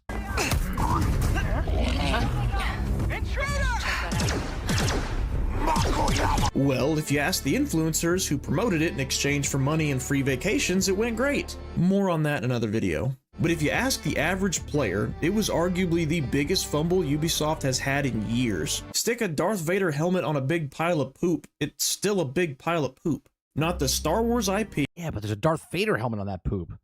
That is definitely going on Instagram. Not paying content creators to promote the game, not hundreds of millions in development and marketing costs, and not pushing players to subscribe to Ubisoft Plus for extra content could make players ignore the dated stealth mechanics and copy and paste nature of the Ubisoft game design. They say if you look at Ubisoft's stock at the time of Outlaw's release, you can actually hear the sound of players collectively snapping their wallet. Oh, sorry. Let me rewind that for a second. Let him finish the joke. At the time of Outlaw's release, you can actually hear the sound of players collectively snapping their wallets shut. This financial shockwave of biblical proportion that was the players saying no to Star Wars Outlaws didn't stop with Star Wars Outlaws. After all, Ubisoft referenced the Metacritic score for Outlaws to try and gaslight us into thinking that the game was well received. What about the Metacritic? Nate says, isn't Outlaws nominated for award in game of the year? Just sounds like he's against Ubisoft. Nate, you're literally looking at it because you're blinded by it because you liked Outlaws. I liked Outlaws, okay? But the difference between what he's doing right now and what you're doing right now is that you can't see the flaws in the actual game. He's not saying the entire game is shit. He's saying the actual game mechanics of the game are broke, buggy, and unfinished, which they were, which they've been proven to be broke, okay? You have a bias right now because you like the game and you're enjoying it, which is fine. You can like it. But he's pointing out that he's not talking about the sound design of the game. He's talking about the actual game, which is broke, buggy, and unfinished, which has been proven, hence why they've had massive 3 major patches fixing the game. Critic user scores. That's not good enough. Why didn't you mention that? Well, score for Outlaws to try and gaslight us into thinking that the game was well received. What about the Metacritic user scores? That's not good enough. Why didn't you mention that? Well, it turns out when you make games for critics and not players, there aren't enough players to want to give you money. Shareholders now finally had a reason to bring the hammer down on Ubisoft. Their eyes turned toward the next game on the horizon. By the time Ubisoft realized the consequences of its own complacency, it was too late for Assassin's Creed Shadows. For one, they were too complacent to bother getting their Japanese inspiration right. There seem to be more issues than I can count with this, coming from people who I'm sure know Japanese history and culture way better than I do. But there's been accusations that some of the game's building architecture looks like they were more inspired by Chinese architecture than by Japanese. Now, obviously, as a white guy from America, I can't, what's it called? I can't see it because I'm not from that country, right? But if someone represented my country in a game that said it was supposed to be feudal Japan and they had Chinese stuff in it, I'd be like, well, that's a fucking, right? Like, people were upset about the Cuban flag and the Colombian flag. Oh, I'm sorry, was it the Puerto Rican? It was the Puerto Rican or the Cuban flag in Spider-Man, right? And for those of you that are not mad about that, that's cool. But the people that are like, wait a minute, he's not that. That's an insult. They got several items wrong, either because they weren't in that time period or are just depicted incorrectly. And apparently they botched the behavior of how a samurai would interact in a public space or fight. Now, I'm not going to be irresponsible and say that I know this for a fact, because I don't. But if this is true, the Assassin's Creed was never meant to be perfectly accurate argument is missing the point of the criticism. Correct. If you're not even going to try to get a culture right, or if you do try and then why do it at all? Fail, the least you can do is respect it. Hey, at least Ubisoft apologized for getting the shapes of these mats in the trailer wrong. They promised to fix it before the game comes out, so that's a start, I guess. Look, guys, I know we used to pride ourselves on making a believable, immersive, historical setting. So we took certain iconic elements like the Notre Dame, couple other landmarks, and we said these landmarks to be fully believable and fully immersive. We need them to be at 1-to-1. But this time, welcome to feudal Japan. Have some hip hop. Not while I have breath in my lungs and a blade in my hand. I said kill him. Also, do we know if that was actually in the game, or was that just a track playing over the trailer?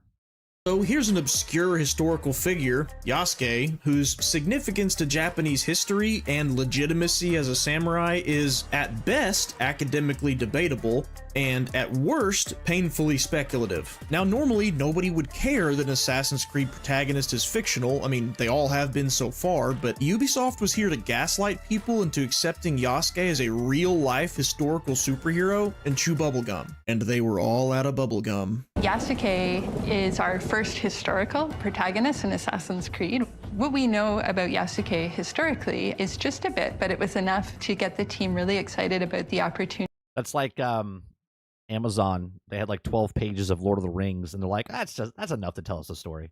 We don't actually need an entire book to tell us the history. We'll just make it up as we go.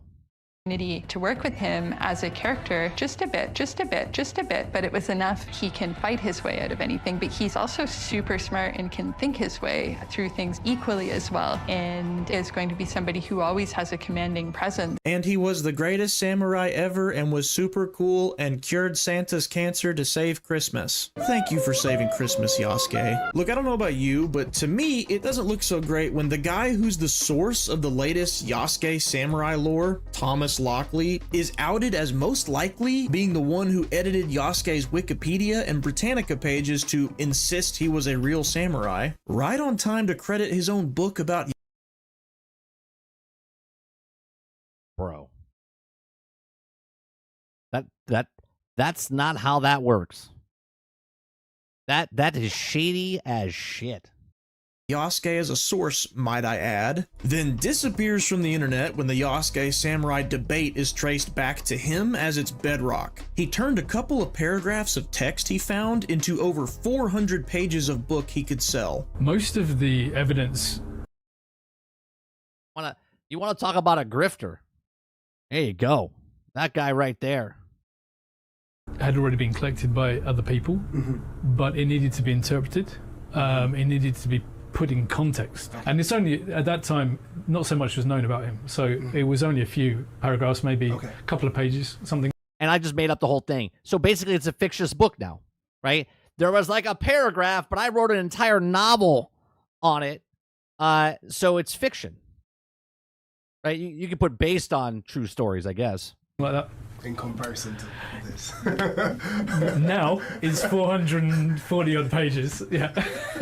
This man's like Jesus feeding 5,000 people with a couple pieces of fish and bread, you know, without the savior of humanity part. Very impressive, Thomas. Very impressive. It is a huge rabbit hole that we won't go any further down today, but bottom line, it is a shaky stance to confidently claim that we know much of anything about Yasuke. It just didn't seem right for Ubisoft to break the franchise's 2-game streak of letting you choose between two characters that are native to the culture, while insisting on their excitement that the character they did choose is a real historical character, just not a Japanese one in their game set in Japan. Well, that's too bad, because he's one of our main characters instead of any other verifiable Japanese historical figure because... Can I say it? Are we allowed to say it? I'm about to say it.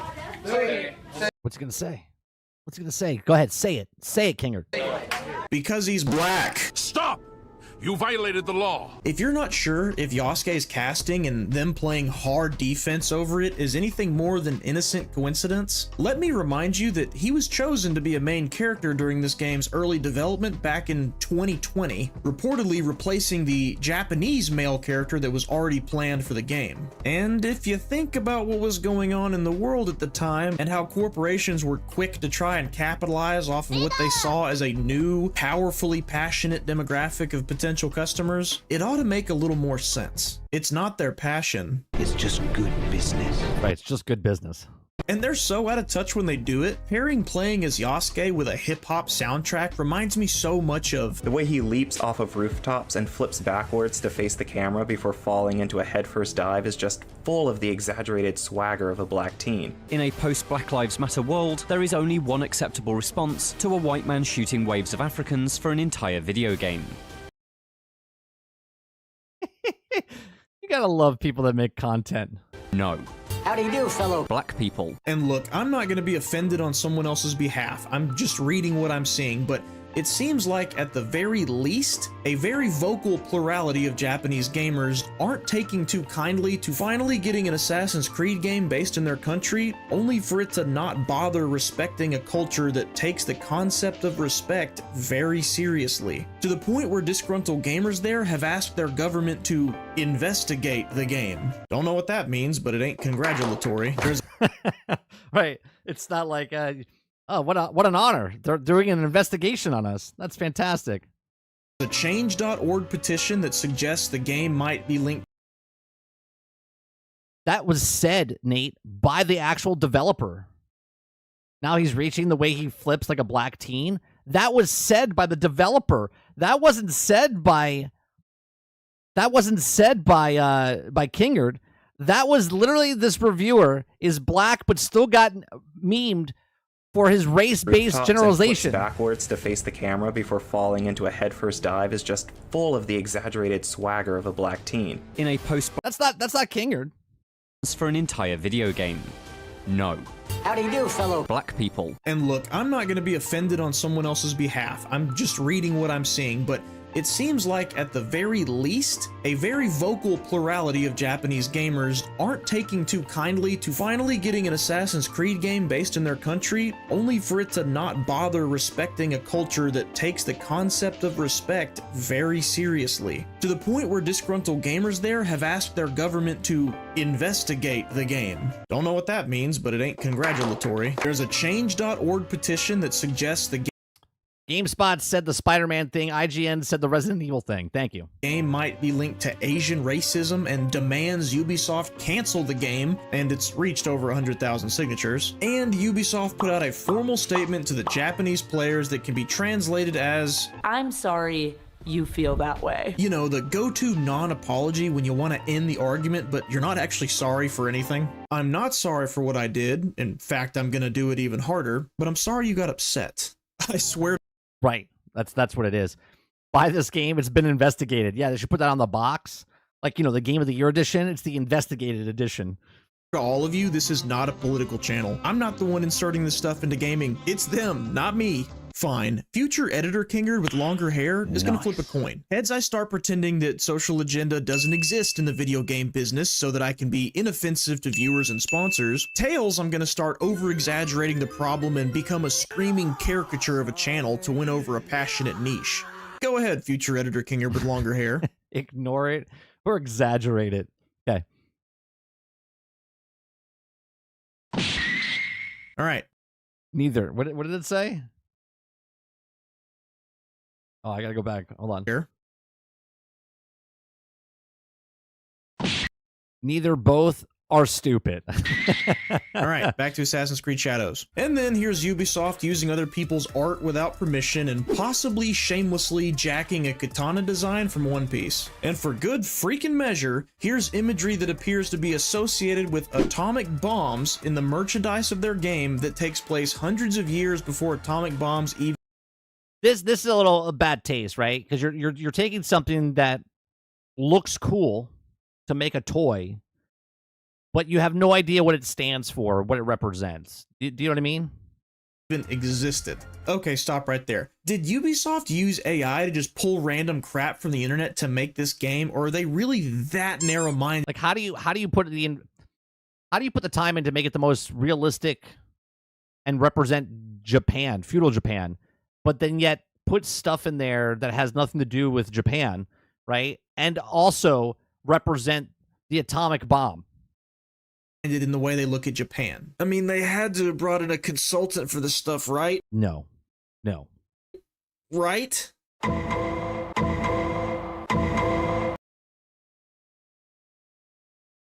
Tales of the Idolized Boys.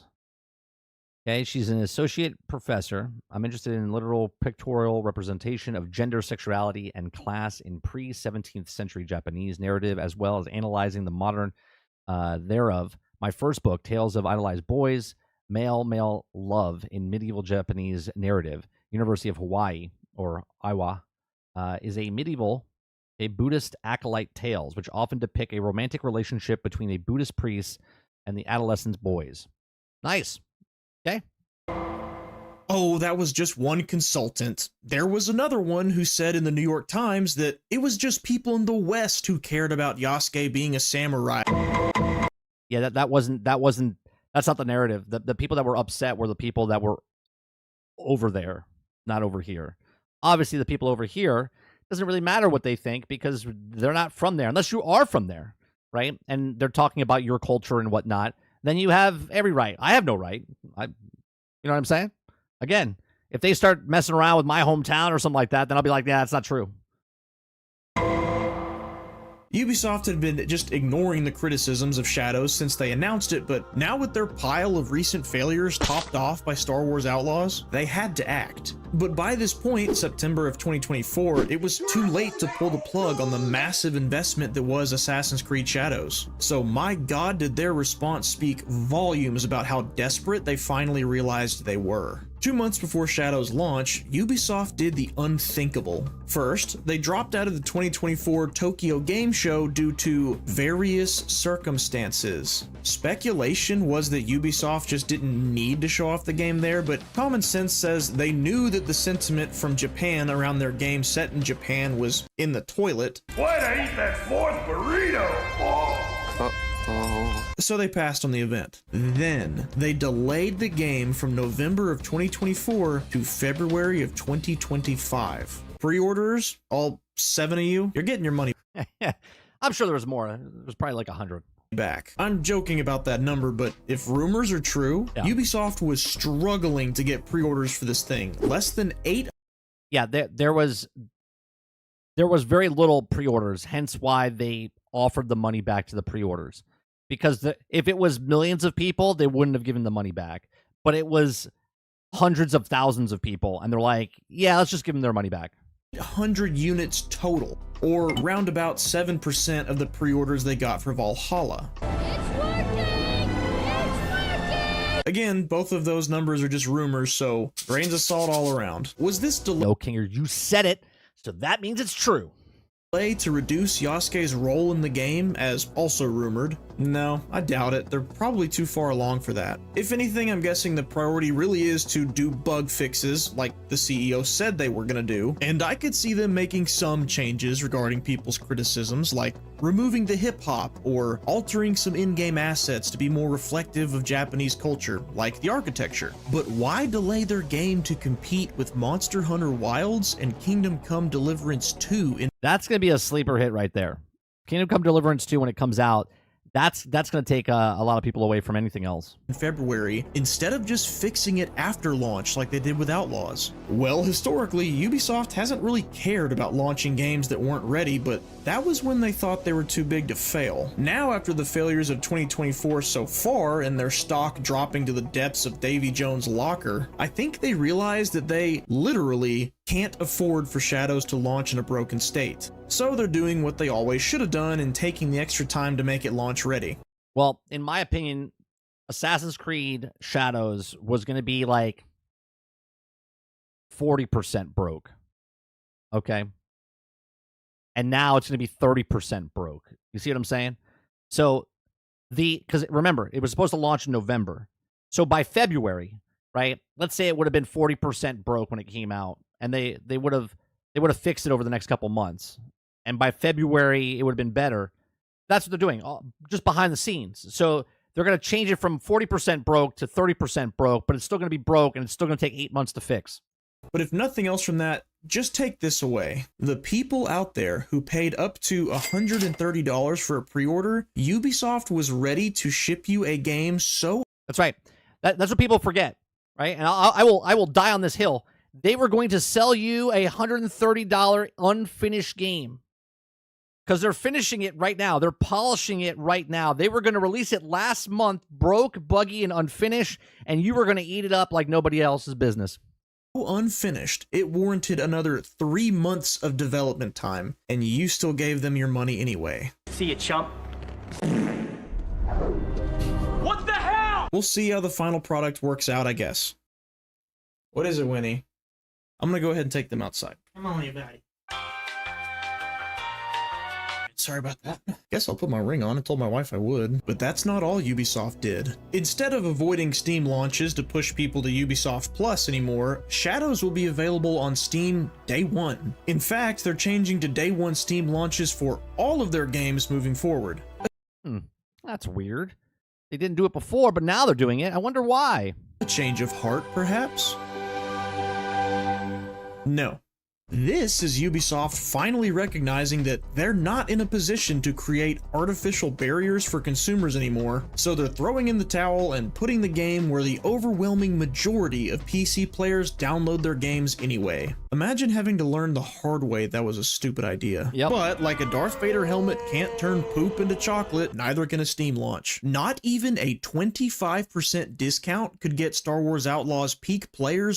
Oof. That right there is hard, and that's after 3 major fixes. Damage done.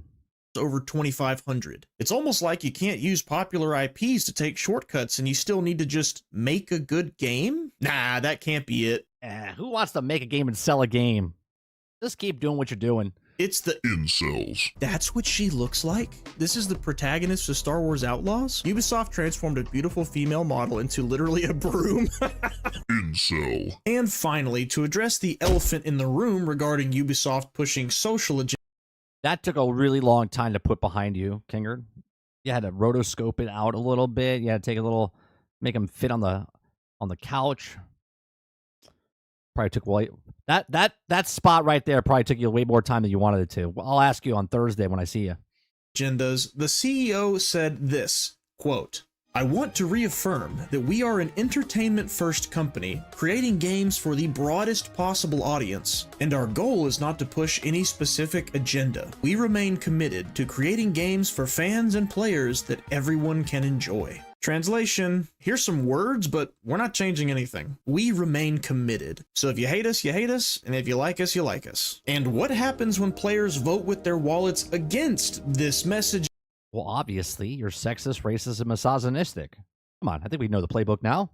Or stale game design, or hilariously bad research into their games? Well, first, the CEO blames the players for having too high of expectations. Too high of expectations. Yeah, it's your problem. Yep. You just want a game to work. How dare you? How dare you wanting a game just to work? Man, how selfish as a consumer are you? You just want a game to work. Delivering solid quality is no longer enough, you see. I mean, this isn't surprising to us by now, right? So you're telling me that Skull and Bones was solid quality? Yeah, this is solid quality, Star Wars Outlaws. X-Defiant can lose support if player count doesn't. You want netcode to work? How dare you? How dare you, player? You want to play X-Defiant with good netcode? Ugh. You want Outlaws to work where you're not falling through the map? Ugh. Come on. What's wrong with you? Improve solid quality. So that's actual gaslighting. I'd hate to see what Ubisoft thinks is loose quality. But no need for us to retaliate, because in response, the investors straight up launch an investigation into why Ubisoft is sucking eggs in its sales. And one of them openly states they want the company to go private and change its leadership. Are you frightened? Yes. Not nearly frightened enough. In that same open letter, they accuse the CEO and Tencent of intentionally undervaluing Ubisoft so that they can buy more shares at a reduced price. Whether or not it's true is up for debate, but either way, Ubisoft is a house that has divided into utter chaos. And it's all thanks to players saying no. That's right, don't ever let someone in my comments tell you that voting with your wallets will never work. This, along with Sony's failure with Concord, is giving us a real-time illustration of what happens when players say, enough. We know you're not listening to us, so we're gonna stop giving you money. People have been voicing criticisms of Assassin's Creed Shadows for months, and Ubisoft in general for years, and what finally made them act was poor sales and plummeting stock prices. And I hear the point of, we shouldn't celebrate when games fail, but dog, yes we should. Yep. If the game or company behind it is bad, lazy, or... You shouldn't be celebrating games that are broke, buggy, and unfinished. The people that are complaining that the game is bad or broke or buggy is not the problem. The people that are blindly loving everything is the problem. Because if you, just like in the beginning of the video, complacency, all right? If they come out and they just keep making the same stuff at minimum quality, then they'll keep putting that out there because they don't have to put the quality in the game. They can just put it in the microtransactions or the season pass or the battle pass or anything else. Or their Ubisoft Plus, okay? And they can just put that there, and that's the problem. The problem is the people accepting your lower expectations, and you are the problem. No, the people complaining and saying, hey, this is not a good product, right? For my money, this is not a good product. It's broke, buggy, and unfinished. That's not the problem. The people that come out and go, I love it. It's amazing. It's such a good game. And then the developers come out 3 months later and fix major patches and major things with the game. Sure. Is a game going to come out with glitches and bugs? Sure. Not as many as they have, right? Baldur's Gate 3 shouldn't be the outlier. It should be the standard, okay? Helldivers 2 is not an outlier. It should be the standard, okay? All of these games, Space Marines is not the outlier. It should be the standard. Anti-consumer? Ubisoft. I'm not going to pretend to like bad products. That's how we get more bad products. That's exactly right. Right? You like bad products? Here's more bad products. Toxic positivity is why AAA gaming's in the state that it's in today. Don't praise the slop. Condemn it so they'll stop giving us slop. It really is that simple, and it's why I make the videos I do. So, with Ubisoft actively sabotaging itself with its constant dismissal of criticism and conveyor belt of generic copy and paste games, just remember, we decide which trends continue and which ones end up in a landfill. I don't know the order I'm going to release these yet, but when I finish the Ubisoft bribed influencers video, I'm going to put it right here. Is that another one? Did I miss that one? I thought we watched that one, didn't we? All right, give Kingert a like. Go to his video, go to his channel, subscribe to his channel. King will be on the show tomorrow night for the Video Game Award show with us. We met him because we commented on one of his videos, and then he came in, and then we brought him on the show and interviewed him. And since then, we've gone back and forth. He's a pretty good friend. I like his editing style. Chris Coleman says people didn't even get to play the game. So how was it brokenness of AC the problem? If the game release broke, then the video would make sense. The woke hate started the outcry and not the bugs. That's not true. People that actually played the game said there was problems with the game, Chris. And if there's a pattern, okay, between Skull and Bones and X-Defiant and Outlaws and the other games, right? There's a pattern, right? If there's smoke, there's fire. So if the game wasn't bad, then why did they delay it? You're saying they delayed it just because of the wokeness stuff that happened, not because the game was actually in a bad state and they were going to release it for $130. So you're saying that the company that released Skull and Bones that was broke, buggy, and unfinished, and the game company that released X-Defiant with broken netcode, and the game company that released Outlaws that was broke and buggy was going to release Assassin's Creed Shadows in a perfect state 1 month ago, but they delayed it 3 months. Which one do you think is more likely to happen? Travis says, good video. He's great at his editing. Yeah, I think he had an editor a couple of videos, but then I think he edits again by himself. There was a couple of videos I think he hired an editor. His editing style is unique.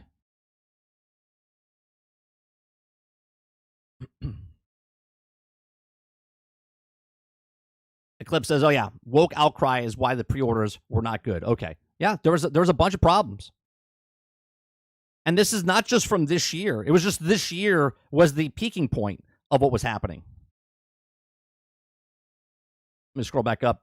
Travis says 30. In fairness, that's not Ubisoft. That's just you in every game that you play. Mike, I break games. That's true. I do break games. But those are different. I'm okay with the little bugs that I find, Travis. It's when they come out and you're waiting for patch after patch after patch so you can play a game.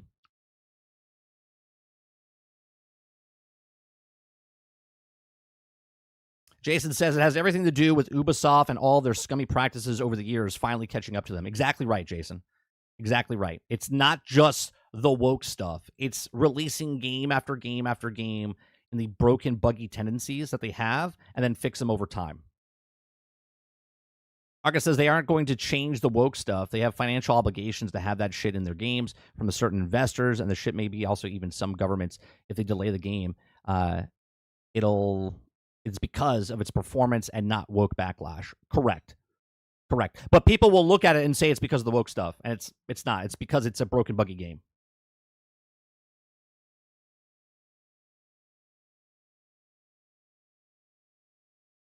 Nate says, Jason, that's what it is. People don't like Ubi more than the game. Eclipse says, exactly. It's because Skull and Bones was bad. It's because Outlaws was bad. Yeah. Skull and Bones. Look, I told you leading up, if you guys were in my channel, right, in any way, shape, or form, did we complain that Skull and Bones was woke in any way, shape, or form of the 2 years, 3 years that we were covering it, right? We were talking about that game because of the problems with the reboots of it, 4-time reboots, 7 delays, right? Massive problems in the development cycle of Skull and Bones. I told you, don't get Skull and Bones when it comes out. I probably saved a lot of you good $70, $100, $120, okay? I don't care what you do with your money. Do what you want with your money, okay?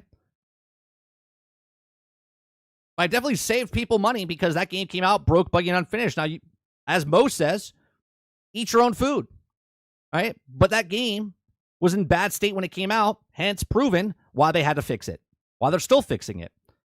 Star Wars Outlaws, we put in 56 hours into that game. We beat the game, okay? Said it day one what the problems were with the game, okay? I didn't close my eyes and go, oh, it's perfect. Star Wars Outlaws is perfect in every single way. It's a great game. No, I told you. The shooting's bad. The stealth is bad. All of these things are bad with the game. And yet, what did they do? People defended it, and they came back, and guess who they did listen to? The people that were complaining, not the people that were loving the game. Because you know why? People that love the game are going to buy the game regardless. The people that complain either want a refund or they're going to wait to buy the game until it's fixed because we actually want a good product. We don't want a half-ass product. If Ubisoft wants to buy their stocks back, this game will fail. If they have bought enough of their stock back already, then the game will do well. The price will also jump. Jason says, Nate Allen, 100%. Even if the Shadows ends up being good, I refuse to give Ubisoft money just because I hate them as a company. I feel what you're saying. I won't support Bungie because of what the company is, not because of their games, right? I love Destiny 1. I enjoyed Destiny 2, right? I like their games, but I don't like the company, so they will not get my money anymore.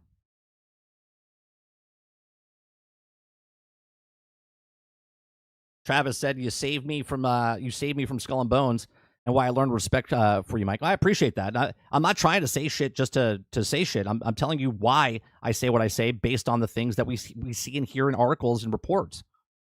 Come on, Drummond. What happened to Ubisoft? Are they going to be okay? I mean, I'm sure they're going to be fine. They're going to get bought out or whatever. But we were just talking. We just watched Kingard's video about just like the whole issue with Ubisoft and why the company itself is at its lowest point in like what 14 years, 15 years.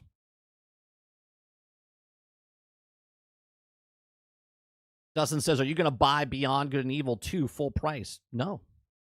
No, it's been in development for 15 years, and by the time it comes out, it'll be like 20. There's no way. There's no way. I would do the exact same thing I do with Outlaws, Dustin. I would play it on Ubisoft Plus for $18 to cover it. They will not be getting full price for Beyond Good and Evil 2. I don't care how good the graphics are and how good the game looks. Okay, that thing has been reworked, rebooted, changed up so many different times that we don't even know what Beyond Good and Evil 2 looks like right now. And I don't mean visually. I'm talking about actual mechanic-wise. Robert Jones says, I care. Stop buying stupid shit, guys, and stop pre-ordering. Stop buying microtransactions.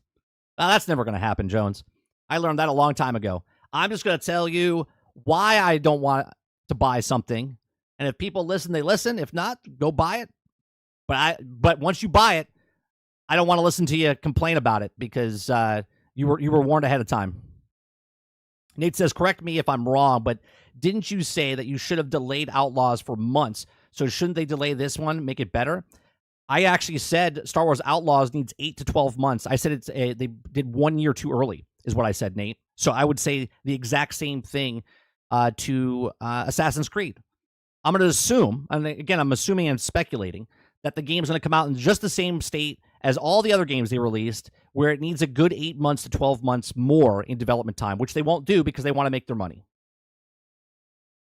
Hence why they try to get $130 out of you, why they try to get all that stuff out of you ahead of time, because they can fix it down the road. If you pay $130 for the same game people are paying for $70, that's basically 2 copies of the game. Okay? So if they sell 1 million copies of that game, they sold 2 million copies of the game if everyone buy it at $130.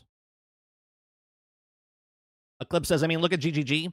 Look at the new patch. Everything they put in and stuff people complain about is what happens when you complain.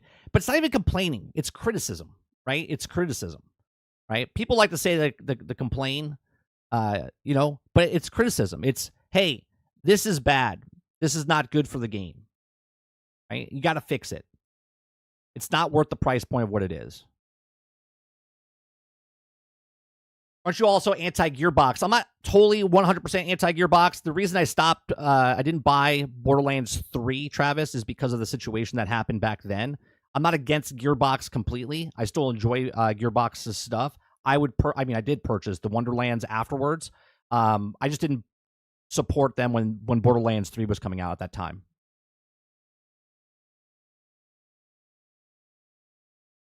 Ubisoft is just about to take their Plan B pill. Jesus. Robert Jones says Ubisoft is about to turn the Siege for Honor and Division only studio. Yeah, we'll see what happens. I mean, Division 2, when it came out, was pretty good when it came out, and then they fucked it up, and then they fixed it. But when it came out, it was pretty good. Argus says Beyond Good and Evil can't possibly be good if it's taking that long to make it.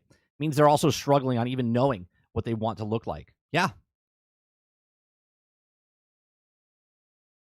Dustin says, I'm buying it full price. Of course you are, Dustin. And don't take this the wrong way, but I already know what an Assassin's Creed game is before it comes out. Okay? I already know that you're going to buy everything at full price. Ron Slusher says, Beyond Good and Evil 2 is now a 5v5 hero shooter.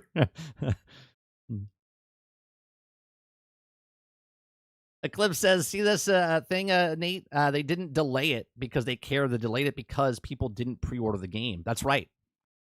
That's right. Travis says, honestly, I think it's a good rule of thumb moving forward is to any date that's given to us for a release date, just know that it'll be a year before what it's promised. Well, not always true. Not always true, Travis. But if they add a season pass, if they add the DLC before the game even comes out, if they have to sell the DLC before the game stands alone on its own 2 feet, you gotta have that inkling in the back of your head going, well, why? Right? If you're talking about your DLC to hype up your game for me to get it for pre-order before your game comes out, your game needs 8 to 12 months after it comes out, for sure.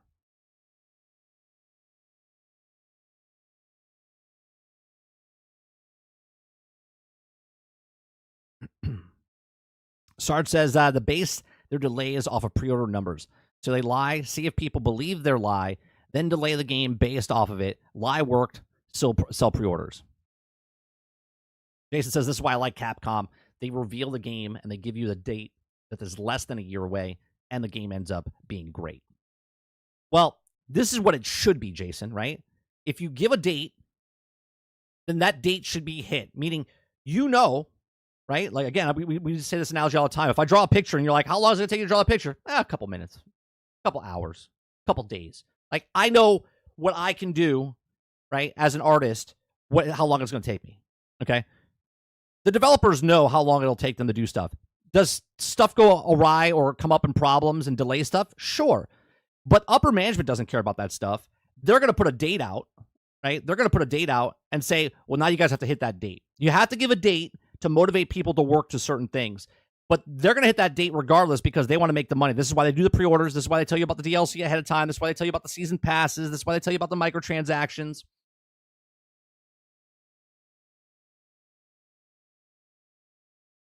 Krebsy says, the based off of your Raptors tweet, AC has 4 games in 2025. I'm sure the quality of those is going to be fantastic, Krebsy. Chris says, the base game is 70. So why focus on the 130 version? This is the fan version. I play too many games to worry about the DLC and the extra content. We worry about that because it's part of the business model, Chris. Right? When they show you the $70 base version and then they show you the 110, 130, and then they show you the $18 Ubisoft Plus, that's part of the thing, right? That's part of the marketing, right? The $70 game is you're not getting the entire game, right? You might buy it, sure, okay? Which that's what they want you to do. They want you to buy just any part of the game. $70 is the minimum to come in, unless you do the 18, right? Which then you don't own the game and whatnot, even though you don't own the game.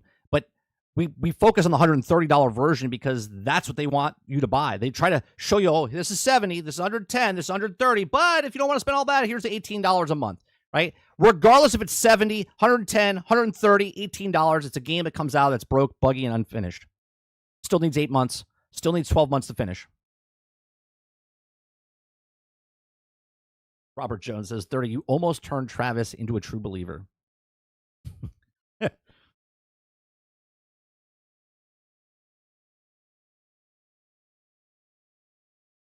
Robert Jones says, all I know is there's almost no reason, I would assume that, to buy a single-player game on launch day. No, there isn't. You can buy it on launch day, Jones, but just wait for reviews to come out and then see what the game is, right? I'm okay if you buy a game on day one as long as the game is finished. As long as they made a game and then sold that game. Krebsy says, those being Assassin's Creed Shadows, February 14th, Assassin's Creed Jade, Quarter 2, 2025, Assassin's Creed Black Flag Remake, November 2025, and Assassin's Creed Invictus PvP Multiplayer 2025. That's a lot of Assassin's Creeds in 1 year.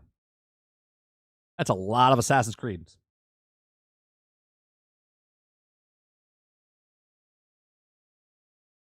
Talk about oversaturation of one franchise in 1 year, huh?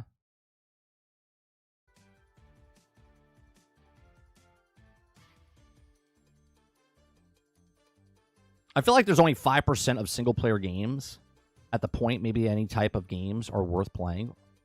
Here's the thing. There was a stat I saw the other day. I think there's... Hold on. Let me look at it.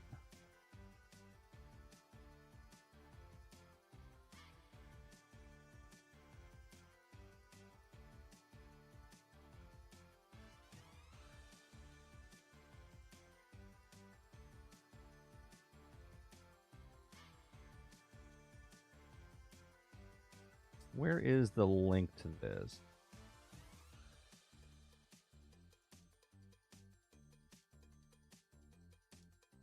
Okay, so this is just out in Steam, okay? We're just taking Steam numbers, okay? And this has nothing to do with sales of games or anything like that.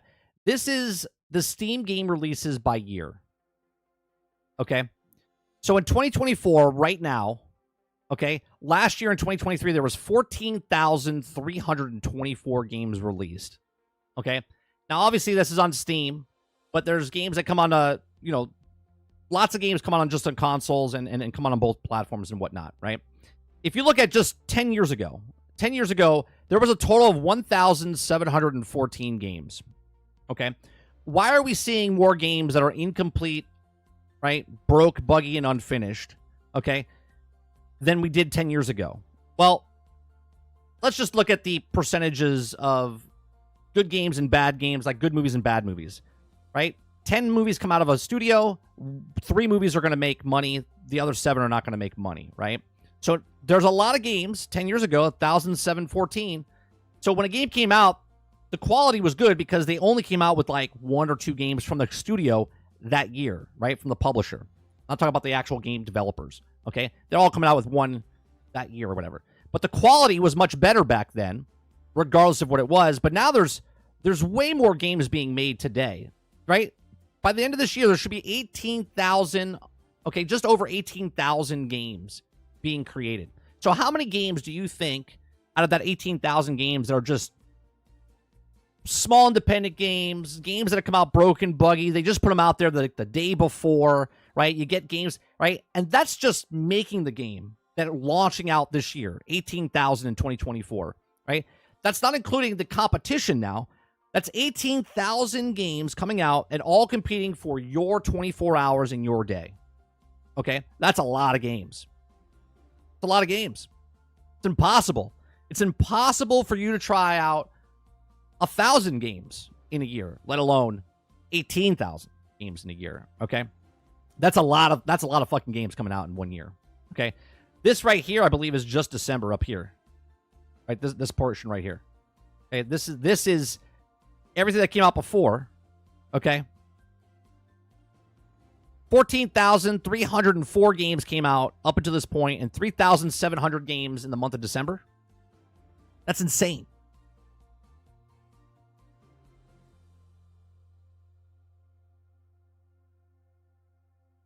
Argus says, I feel like the only 5% of the single-player games at this point, maybe any type of games, are worth playing on day one.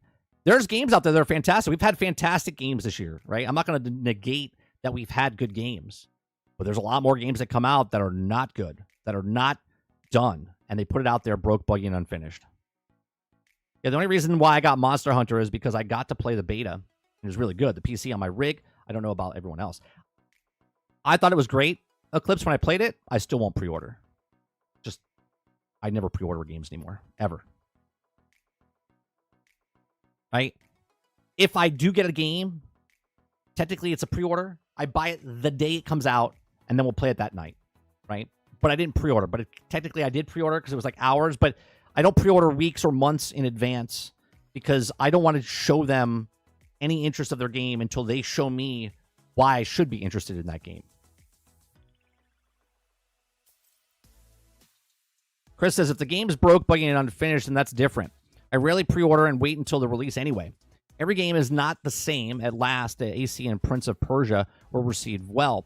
Sure, Prince of Persia was received well, but it just didn't sell well, right? And that no one's ever brought up Prince of Persia in a conversation of broken, buggy, and unfinished, right? They made a game, sold the game, just a side scroller, and it wasn't very received well, or it wasn't purchased well, right? But that's what it is, right? Some games come out, they sell well. Other games come out and they don't. But at least the game was made and finished and done. Right? We don't have to talk about successful games on this podcast because there's more games that are not successful because they are broke, buggy, and unfinished than there are games that are coming out that are finished. And when they are done and finished, we say, hey, these are great, but we're not going to talk about it for day after day, week after week, because that's the game. Like, hey, go play it. It's a great game. Go play that game. Robert Jones says, just going off the odds, a single-player game only gets better with time. If it's unfinished, buggy, and also cheaper, multiplayer usually has the highest player base day one. Here's the other thing, right? This is also not including, these are including the free-to-play games, right? So now you have a game that you have $70 game that comes out, and the game needs 6 months, 8 months, 12 months to finish, right? So it needs that extra time. But the free-to-play game that comes out, it works. It works. There's no issue with the free-to-play game. Okay? It works super. Look how polished Marvel Rivals is. Why? Why is it polished? Because it wants you to play the game. Why is Genshin Impact so polished? Because they want to keep you in the game. The longer you're in the game, the more willing you are to play, or pay, I should say, for a cosmetic. Right? The free-to-play games have to be good. They make a game, but they're not selling the game, right? They make a game, release a game, but the game is actually done, okay? And it sells well, right? It's received well because it's free to play, and people are like, hey, man, you know what? I had a really good time the last 10 hours, 15 hours. I'm going to throw them $10. I'm going to throw it where the minimums are like $20, right? And they know if people buy it, and they have a little bit left over, then they'll come back for another purchase down the line, right? And they'll get them for that 40 or they'll get them for that 60. But it's amazing how free-to-play games all work. But games that you pay full price for don't work. And you have to wait 3 months, 6 months, 8 months, 12 months.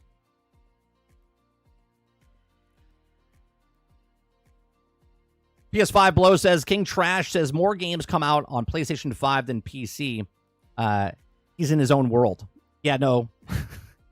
I don't think there's 18,000 games coming out on PlayStation. Talk about living in a bubble.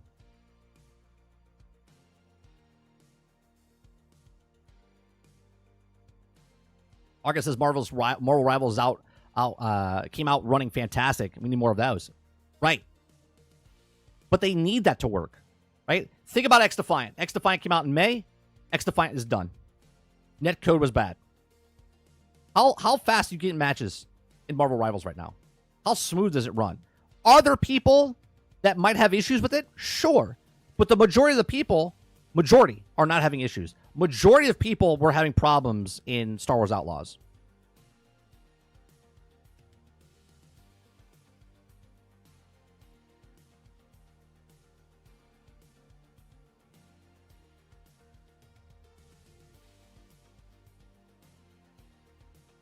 Eclipse says, this is why a lot of indie games eventually get on console, because the PC doesn't have the boundaries. So you don't have to buy a dev kit and all that. Right. Chris says, Concord was technically great and polished, but nobody cared or gave it as it's positive, even though it's Unreal Engine 5 games have problems. But here's the thing, Chris, and this is why my stance on Concord was it majorly failed because they were bringing in a game like that was like every other game, but they asked for a $40 up front instead of a free-to-play game. I don't think that's the only reason it failed. Obviously, it was the game design. The game design didn't show anything different that was happening to other games.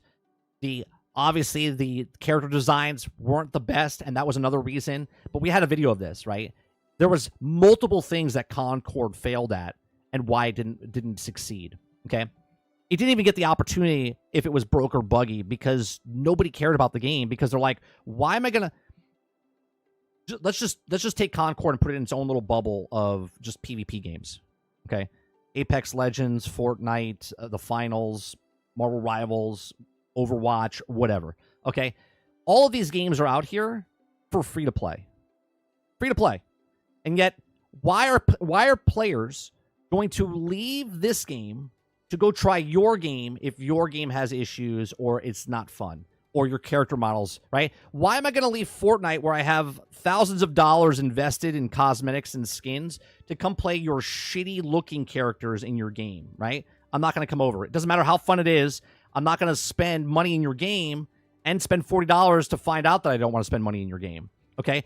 Apex Legends has better cosmetics. Marvel Rivals has better cosmetics. Overwatch has better cosmetics, right? This is just PvP on just a base level. Why am I going to pay $40 for Concord when I can go play a free-to-play game with better cosmetics than that game right there? I wouldn't. And apparently the majority of the people wouldn't either. Hence why they went, nah, let's just close it down. It's a bad game. But if the people liked it, and I've said this myself, I've worked on many feature films that were ass, okay? That they're just terrible. I did my job. My job was fantastic. It's just everything didn't gel with the production, and the movie became bad. Just what it is. Sometimes you succeed, and sometimes you don't. This game failed on so many levels to compete in the PvP space.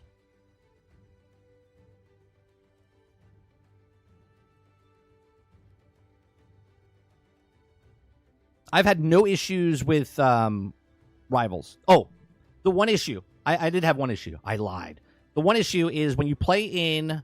It mostly happens when you're playing against bots. Okay? You'll come into the game, and I don't know if it's a thing where if you come in halfway, you know, like sometimes there's games that someone drops out, but it fills you in, or if it happens at the start. But there's times when you go in the game, and I'm 100% the MVP. Right? I'm there. I'm top spot. I'm killing everything. You can look at the scoreboard. It's there. But when the match ends, none of the names that are in the scoreboard are the people that were in your game. So when you look at the scoreboard at the end of the match, there's nothing there. Like, it's different characters, different names, different stats. You're like, what the hell's happening? That's a glitch or a bug that's happening, but that's not game breaking or anything like that. I'm playing against bots. You know what I mean? Arga says it was also not the type of game anyone was wanting at the time, especially from not already established IP. Eclipse says the only issue I've had in Rivals is sometimes I get stuck in the infinite load screen, but it's only happened like 3 times. Didn't the last patch talk about fixing that? That's game breaking, by the way. If you get stuck in a load screen, you can't get into the game, that's game breaking.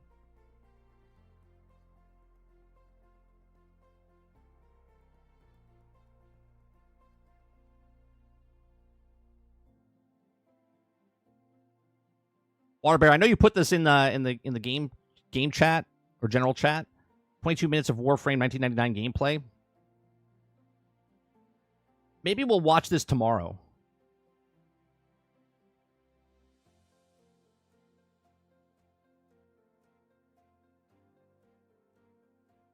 I like this picture here that you sent me, Dustin. This right here.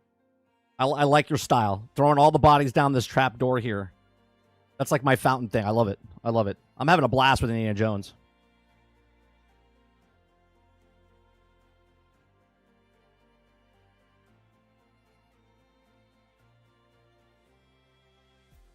Nate says I would pay $40 for Rivals. Well, you can. You could buy 2 skins.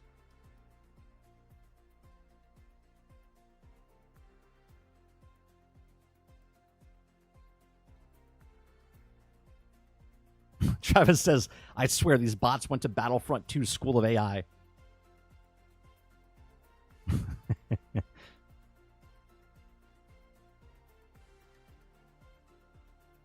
I think you just exposed yourself, Travis. Are you playing Marvel Rivals right now? Are you playing Marvel Rivals right now?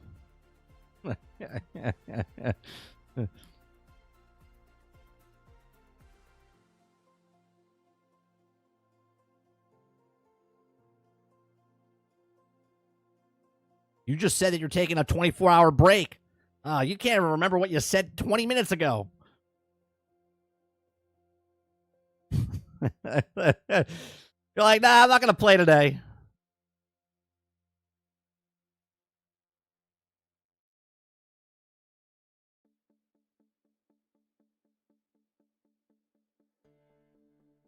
Oh, Krebs, did you just post that? With all right, we'll read this since it's relevant in what we're doing. Did this come out today? It did come out today or yesterday? Today. Perhaps you just posted this in our Discord.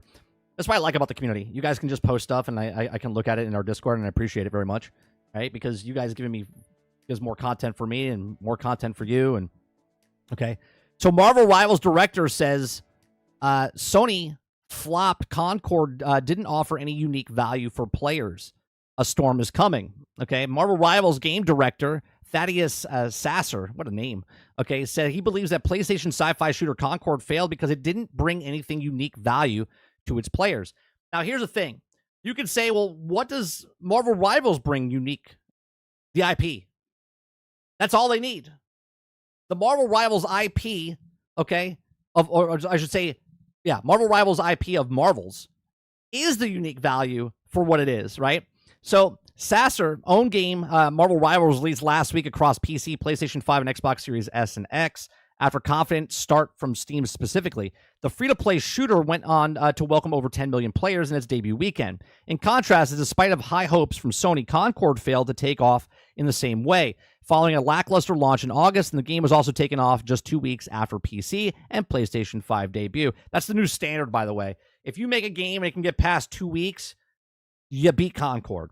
Okay. Speaking in video game podcast prior Marvel Rivals release, Sasser said he believed that Concord didn't bring anything original to the table, which would entice players to jump over from other popular shooters already in the market. Now, it's interesting to see what he says there. He says entice players to jump over. Nothing original to the table.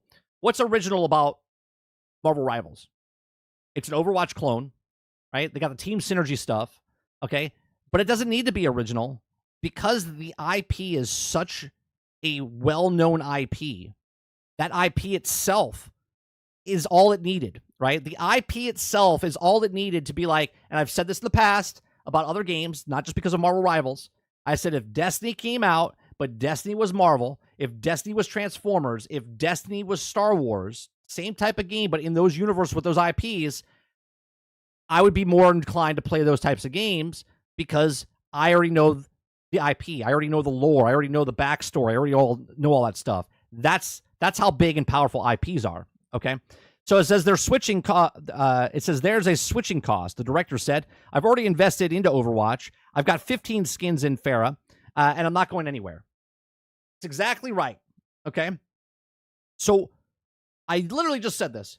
If I have all this money into Fortnite, why am I going to go play a brand new generic shooter? Okay, when it doesn't look appealing to me, when you have shitty character models.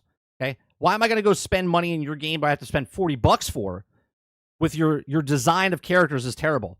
Now, see, over here you're playing a game, and then all of a sudden you know what Marvel's is. You already know the IP. You're like, man, I've been reading comic books since I was a kid. I know Spider-Man. I know Wolverine. I know Hulk. I know Magneto. So you're like, I'm going to go play over here because now they're talking, they're speaking to me. I love Marvel. So now I'm going to go over here. See you later. It's been a good run. I'm going to go spend money over here now because I love these characters. Okay. As a game developer, you're always worried until the audience has responded. The Marvel Rivals director continued admitting he was cautious about releasing another free-to-play hero shooter into the wild. Right?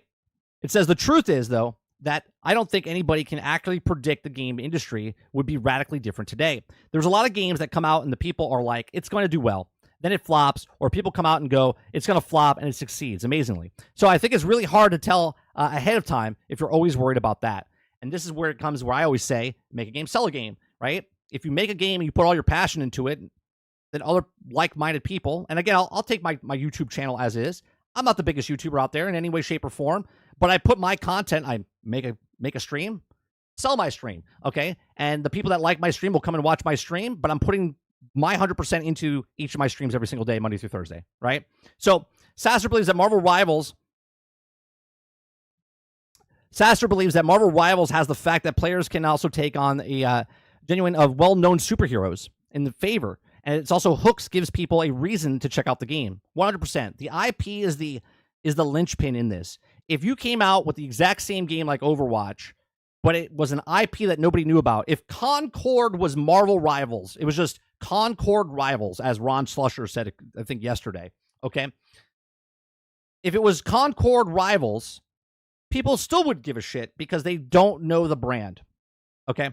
So it says, I don't know about you, but when I heard the concept of the game, I was like, oh my God, I want to go be Storm in a game. I want to go be Doctor Strange in a game. I want those heroes in the game, and that sounds awesome, he said. This is where me and Sarge always talk about. Give me a Battlefield with Transformers. Give me a Battlefield with G.I. Joe, okay, with IPs that people know about, okay? And of course, my mind immediately leaps towards the cool possibilities that you could have with that, and there's also like pull people in well too. It's also done our job well, and I love what we've played, and also what I want to play some more. Okay, the numbers speak for themselves. At the time of writing this, they have 197,000, 120,000 Steam players in the game, with a 24-hour concurrent peak of 441,000, which I think went up from there. It says also Steam reviews, meanwhile, sit with a mostly positive average. Okay, as a Concord back in November, Sony President Hiroki Totoki reflected on the brief release of the failure of the company's live service effort, stating that it was also the process of learning. The company executive added that also when it comes to a new IP, you don't know the results until you actually try it. Well, the problem with look, I think we talked about this in the past as well for Concord. They try to put the cart before the horse. They tried to make Concord into Marvel, right? They had TV shows planned and comic books and toys and all this other stuff. They're like, yeah, this brand could be like Star Wars, is what they said, and potentially maybe it could, but they don't get to decide that, right? Like you don't put the cart before the horse with that. You bring it out and see what it does, and then go, this is a big hit. Let's start doing other things with it. But these are just my thoughts. Let me know yours in the comments section down below. Please make sure you share, like, subscribe. If you like what I do here, please check out some of our other videos. Thanks for watching.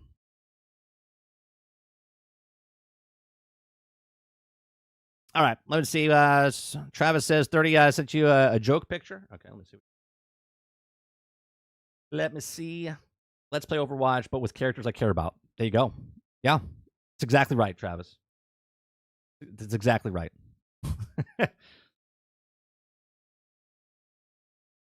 Did you guys hear?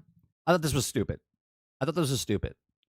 Okay, somebody started complaining. There's a small little rumbling going on. And when I say small, like a speed bump, small. Okay, they're complaining that they don't want Red Skull in the game. Okay, because Red Skull's a Nazi, and they don't want people to play Red Skull because then the Nazis in the world will be able to play a game and enjoy playing a game. Like this is real. And I was like what? I was like, Red Skull's a villain. First of all, I think everyone with a brain cell knows that it's a fictitious character in a world where, yes, he's a Nazi, but he's part of Hydra, and it's a dude with no face. Like what are we talking about? Talk about people that can't separate reality from fiction, right? Travis says, 30, I know you don't review things, but if you gave a great circle a letter grade, what would it be? I don't have a letter for you or a number yet, Travis. The amount of time that I've put into it, which is about 9 to 10 hours right now, I'm loving it. I'll put it on a scale of Taco Bell to McDonald's. I'm loving it, okay? Like, I'm having a blast with the game. But I'm also not done with the game. So I would have to wait till I'm done with the entire game, because maybe the second act and third act completely fall apart. I'm enjoying myself a lot with this game. Krebsy says it is harsh of me to say. I hope the art director for Concord never leads another project. No, I don't think so. I think, well, maybe a little harsh. I think they could learn from their mistakes. But hey, if that's what they wanted to do and believe in that's what they would do, then do it again. See if it works out for another one. Jason says, yeah, who would want to play as a garbage can or a fat slob wearing goggles? Right. Or do you want to play a really cool superhero character that you've been reading comics your entire life? That's a hard choice. I don't know, Jason. I don't know. Do I want to be Iron Man or do I want to be a trash can? I don't know. Sarge says, if you don't have a solid, well-known IP to build off of, then you better have a story set up with whatever type of game you are trying to push. It has to have a world building, and it doesn't have to have, if it doesn't have one, right? I think the overall art was fine, like the theme, but the character design wasn't it. PlayStation 5 Blows says, G.I. Joe Battlefield DLC would be nice, but it's nostalgia for Generation X, so don't know. Well, there's still toys and stuff like that. Like, it doesn't have to be... I would be fine with that, right? I said this in the past, PS5, that if they took the G.I. Joe and just put them into Fortnite, and I had a Fortnite conquest mode or battle, I'd be fine with that, right? If I could be G.I. Joe, or if they did sell a skin, hell, I would be okay if Battlefield modders made G.I. Joe inside of the PC build. I would take it. I don't even need a full price game. Just give me G.I. Joe Battlefield, and I'm sold. Robert Jones says, Pro, you get to shoot the Hydra. That's right.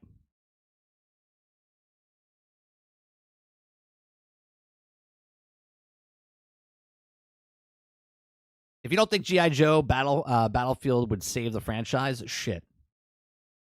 I mean, like I said, Sarge, I would just take a mod. I'll be okay with that.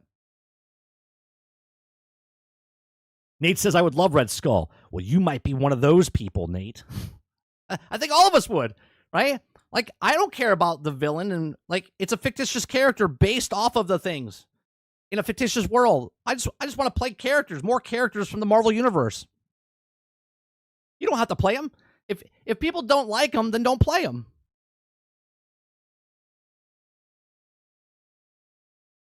He says, that sounds like a Lisa Mercante comment. Maybe. Give me a Mass Effect Marvel Rivals or just a standalone multiplayer. I don't think that would be as popular. It would be popular with the Mass Effect fans. I thought the Mass Effect PvP inside of Andromeda, that was pretty damn good.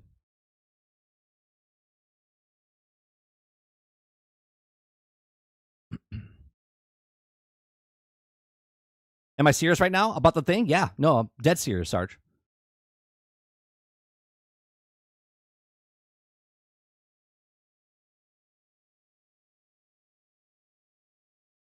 Well, Krebsy, it's so ridiculous to think about. Like, if they put Thanos in the game, and look, Red Skull has been in video games before, okay?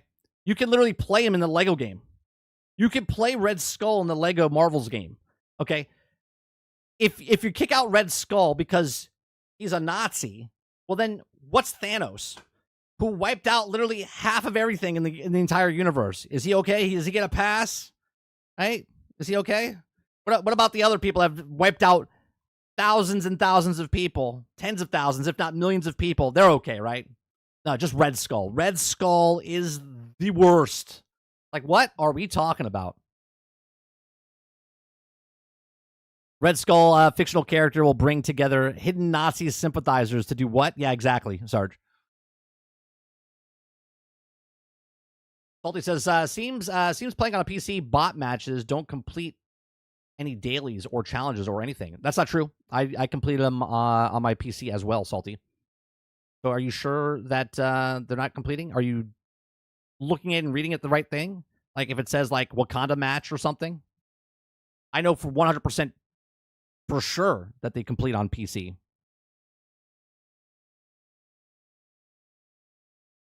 Eclipse says, yeah, they really need a villain that's just a villain. I like the villains of the game right now, but they're also pretty much anti-heroes. I want Carnage or Red Skull. Yeah, like give us villains. Well, Magneto's a villain. He's not really an anti-hero. Magneto's a fucking bad guy. But you're right. You're right.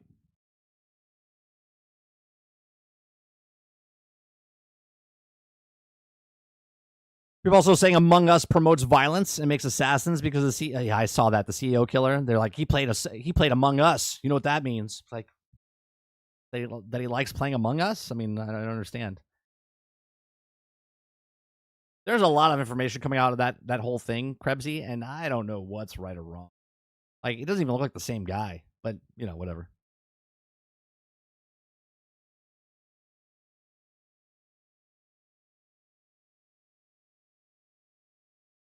Magneto isn't a villain. Magneto didn't do anything wrong. Well, he started off by not being a villain, but then he wants revenge. Oh, I get it, Eclipse. So murdering people doesn't make you a villain. I just want to get this straight. Murdering people doesn't make you a villain.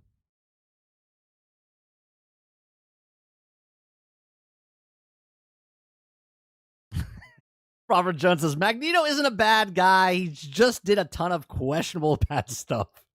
They're not completing full stop. Only when I play with players could have hot fixed it out. Even states at the end of the match doesn't go towards progression. Well, then they changed it in a patch, because I haven't played the PC in 2 days. So maybe the patch went through and they fixed it. Interesting. But it completes on console. Why did he murder them? Was it self-defense? If the army comes and attacks you, do the people in the city take revenge? You see what I'm saying, Travis? Yeah, Travis like, have you seen the normal humans in X-Men? They had it coming. I get it. I'm just saying. If I'm just a pedestrian walking across the street, what did I do to him? I didn't do anything to him. Right? I'm okay if he's murdering people that are attacking Magneto, right? And he's taking revenge on them. Cool, that's self-defense. But if I'm going to the grocery store with my son and all of a sudden he starts attacking me, then that makes him a bad guy. I'm just saying.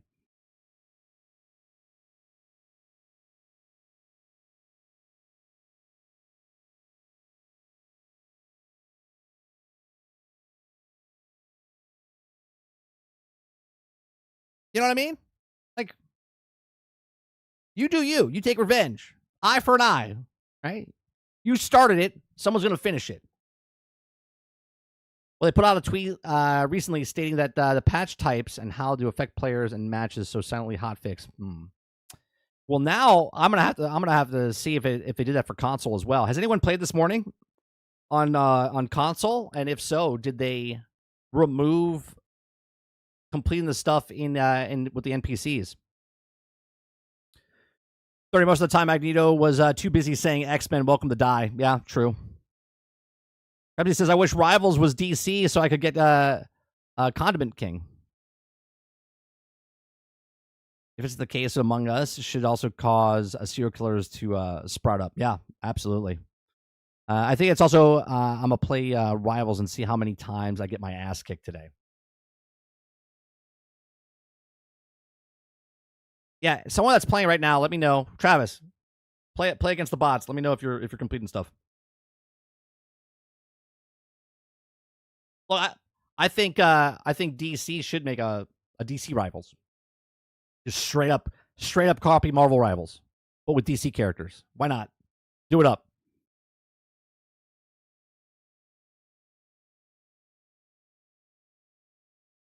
Salty says, Warner's looking at this right after the multiverses. Look, I think they have a good game with multiverses. I just think they're trying to be too stingy with it, and they should open it up. I know that you can play the characters now. Did they put that patch through where you can play any character without playing the Rift? You can actually play any character now, or do you have to purchase the character still?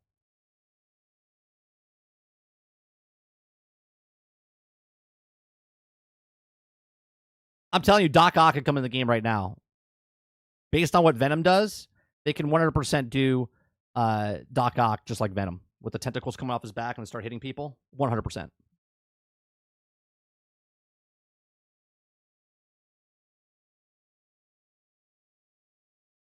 Travis says 30. Also, yes, I am. I got the one for hit. I didn't turn it on today, so I don't know. One hit for Iron Man pulse cannon on 4 people against bots. There you go. Robert Jones says, been watching X-Men and Magneto is a cold villain. That's right. He's straight up evil. Yeah, you can play any character as long as you're playing local. There you go. Yeah. I think that was a big improvement for them.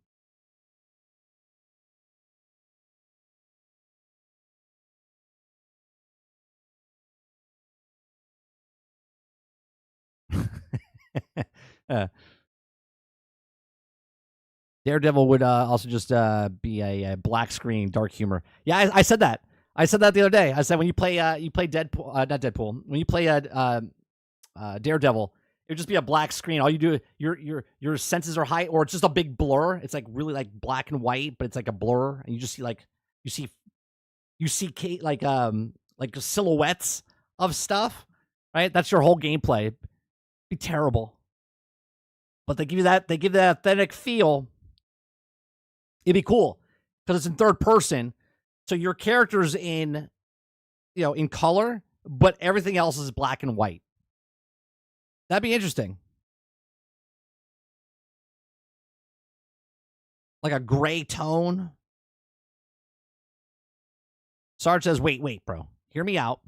We bring back 4v1 or 5v1, but we use Marvel characters like Spider-Man versus Rhino, Doc Ock, Mysterious, Green Goblin, Venom.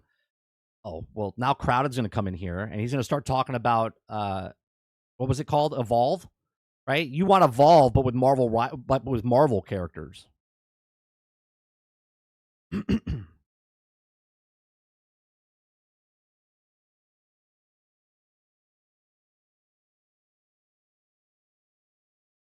Right. No, you would see the silhouettes. It wouldn't be a black screen, right? You would see it would be like a monotone. Like your screen would be like monotone. You wouldn't see any color. It'd be interesting, right? And then for his super, right? He like senses everybody and like it automatically hits. You know what I mean? Be interesting. Or maybe they come in clearer for some reason. I don't know. Be interesting.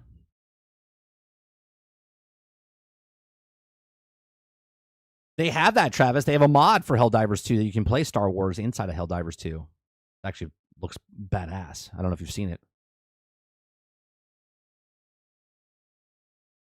That's what killed Evolve, not the game itself, Jones. The terrible business model of Evolve is what killed Evolved. Like, how badass would it be? Like Sarge is saying, right? Evolve, but with the Marvel IP or DC IP, where you're going up against a bad guy, okay? Like someone's Brainiac, and then everybody else is the Justice League going up against him, right? That'd be pretty cool.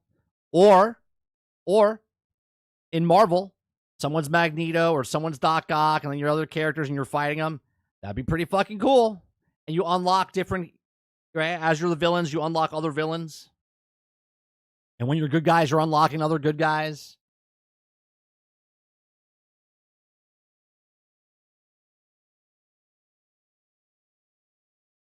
It would need to be 6v1, just so they can call it a Sinister Six. There you go. Right? Actually, that'd be awesome too, Jason. Opposite way, where you could have 6 bad guys going up against 1 hero. That'd be cool.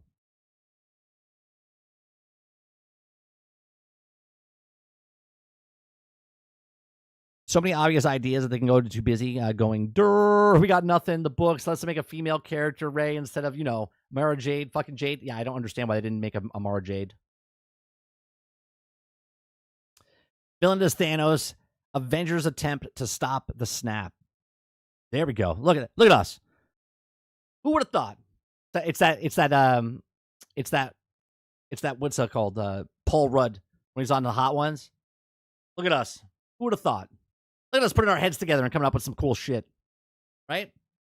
Come on now.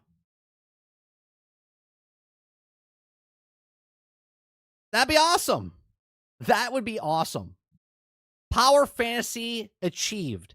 You get to be Thanos, and you have to stop the heroes to stopping him from doing the snap.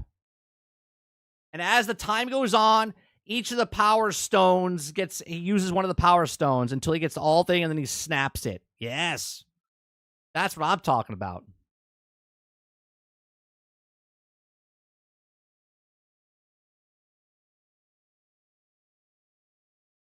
This is what we need. Put us nerds in a room together for like 30 minutes. We'll come up with a bunch of shit. Then we hand it in. Right? Then make it. Someone get on that. Someone make Evolve, but make it with Marvel or DC.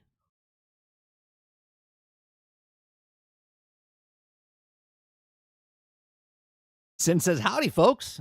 Hello, graybeards. Do I have gray? Oh, I do. Technically, it's blonde. But no, I do have gray. That's the kids. Kid. Swanson. We've accomplished a lot today, chat. We've gone full circle. We went from Marvel Rivals talk in the beginning to Ubisoft and FromSoft and lots of soft, lots of Marvel.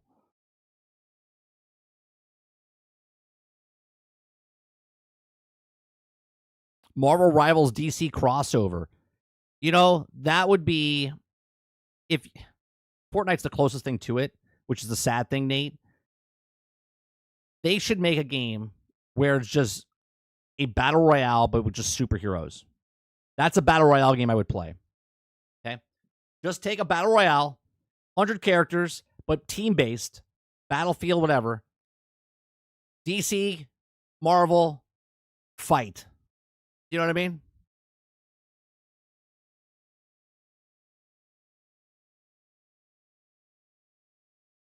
That would be cool.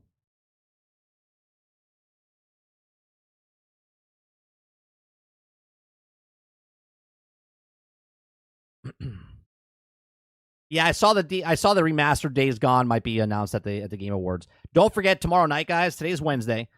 We have a shooting the shit with Sarge tonight. I'm not sure what we'll be playing tonight, but we'll be playing games tonight with Sarge. Our continuation for Indiana Jones might happen on Friday. If not, I'll just do it next Monday, Tuesday, and we'll continue with the story there. What's it called? And then tomorrow, Daily Grind in the morning, and then tomorrow evening, Generation X Gaming is not a regular show, so we're not covering gaming news. We're covering the Video Game Awards show tomorrow night. I think it starts at 7:30 for the pre-show. We're going to be going live around 7:15. And then Greg Owen will be joining us, and Kinger will be joining us tomorrow evening for the Game Awards show.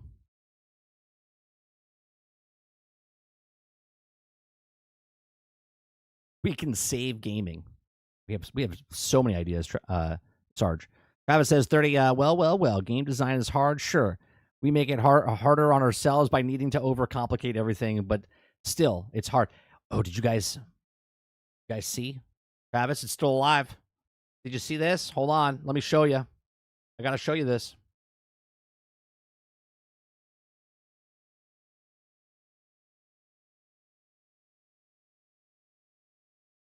Where is it? Why can't I? Oh, here it is. Now, this is old footage, but it's footage nonetheless. Okay. This is Unreal Engine 4 still. The Unreal Engine 5, they say it looks 10 times better. Okay. There's Bumblebee. Transformer looks pretty cool. I don't know what the fucking car he's kicking off to the side there, but it is what it is. Okay. Hold on. We got another one. Okay, we got. Where is it?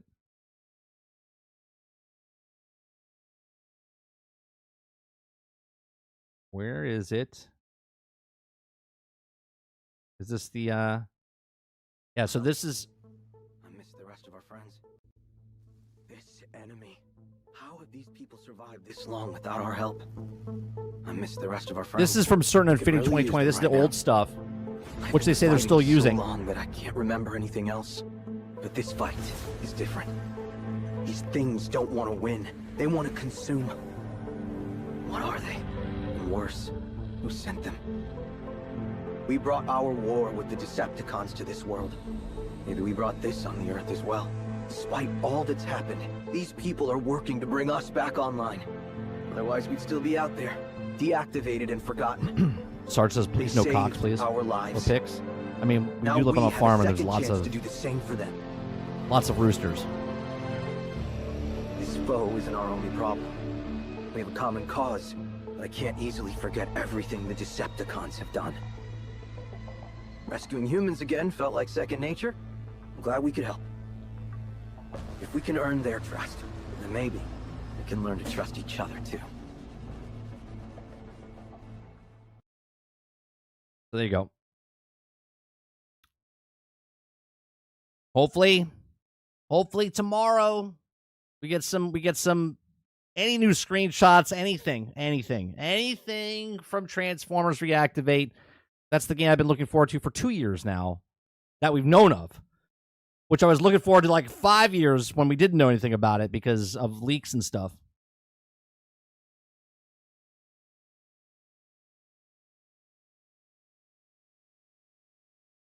Are you the humans in the game? No. No, you are the robots.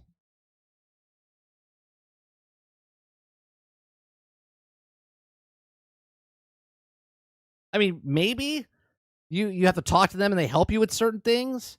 That would be fucking so stupid. We had this conversation 2 years ago when they first showed the trailer, which they took down that trailer. But if you made a Transformers game and I'm playing as the fucking humans,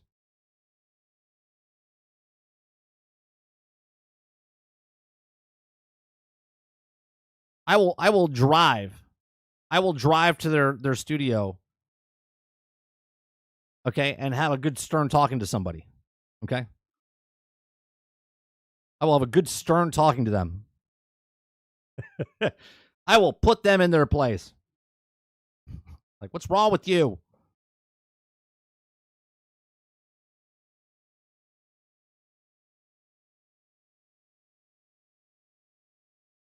Sin says, FYI, not that I don't want to go call in Dune Prophecy, the next Game of Thrones just yet, but let's just say it's on the righteous path.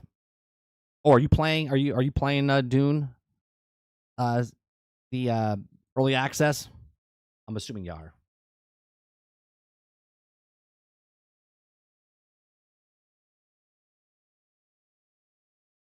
I was playing the wrong bot mode.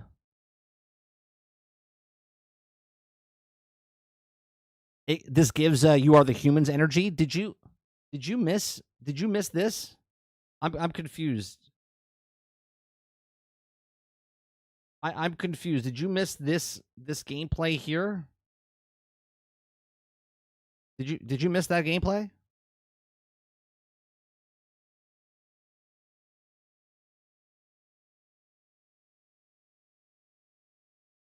Oh, Prophecy is the TV show. Got it. Got it. What's that on, HBO?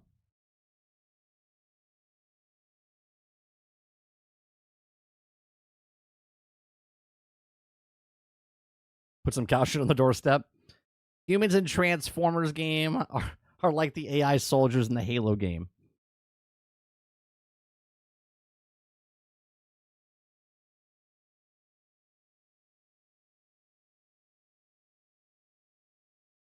Travis says, I just hope it's not as bad as Warframe Grind for shot and wait 3 days to get it. Yeah, it's probably going to be that. I think it's going to be more like First Descendant, but Transformers. And again, I'll go back to it. If it's this game that I like, but now it has my IP, I'm going to like it a lot more.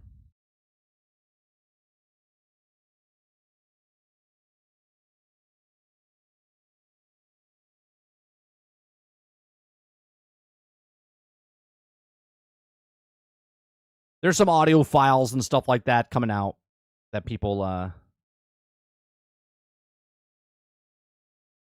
started posting and whatnot. Don't worry, we will. Oh, this looks badass. What is this?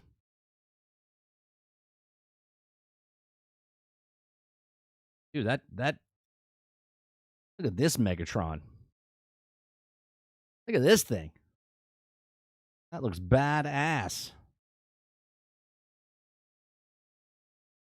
Bro.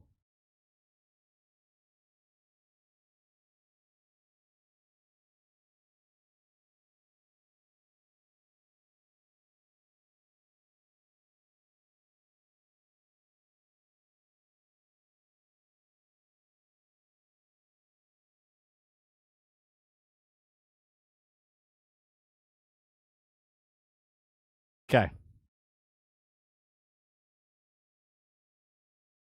You send me a model that you want to get.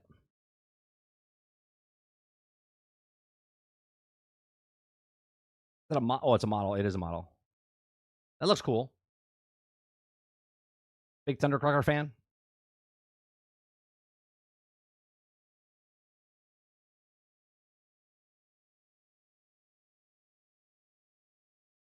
All right. That's going to do it for us today on the Daily Grind. I do appreciate everyone coming out and hanging out with us. If you like it, hit that like button, hit that subscribe button. If you'd like to go above and beyond that, become a member as little as $5. On today's show, we talked about Ubisoft, FromSoft, Marvel Rivals, and lots of stuff in between. Hit that like button, like I said, helps us out. Other than that, we'll be back tonight for some Shooting the Shit with Sarge as we play some video games and talk. And then tomorrow, we'll do the Daily Grind again. And then we'll do the Generation X Gaming podcast for the Video Game Awards show tomorrow evening. You guys have a great rest of your day, afternoon, or evening. And I'll see you guys on the next one.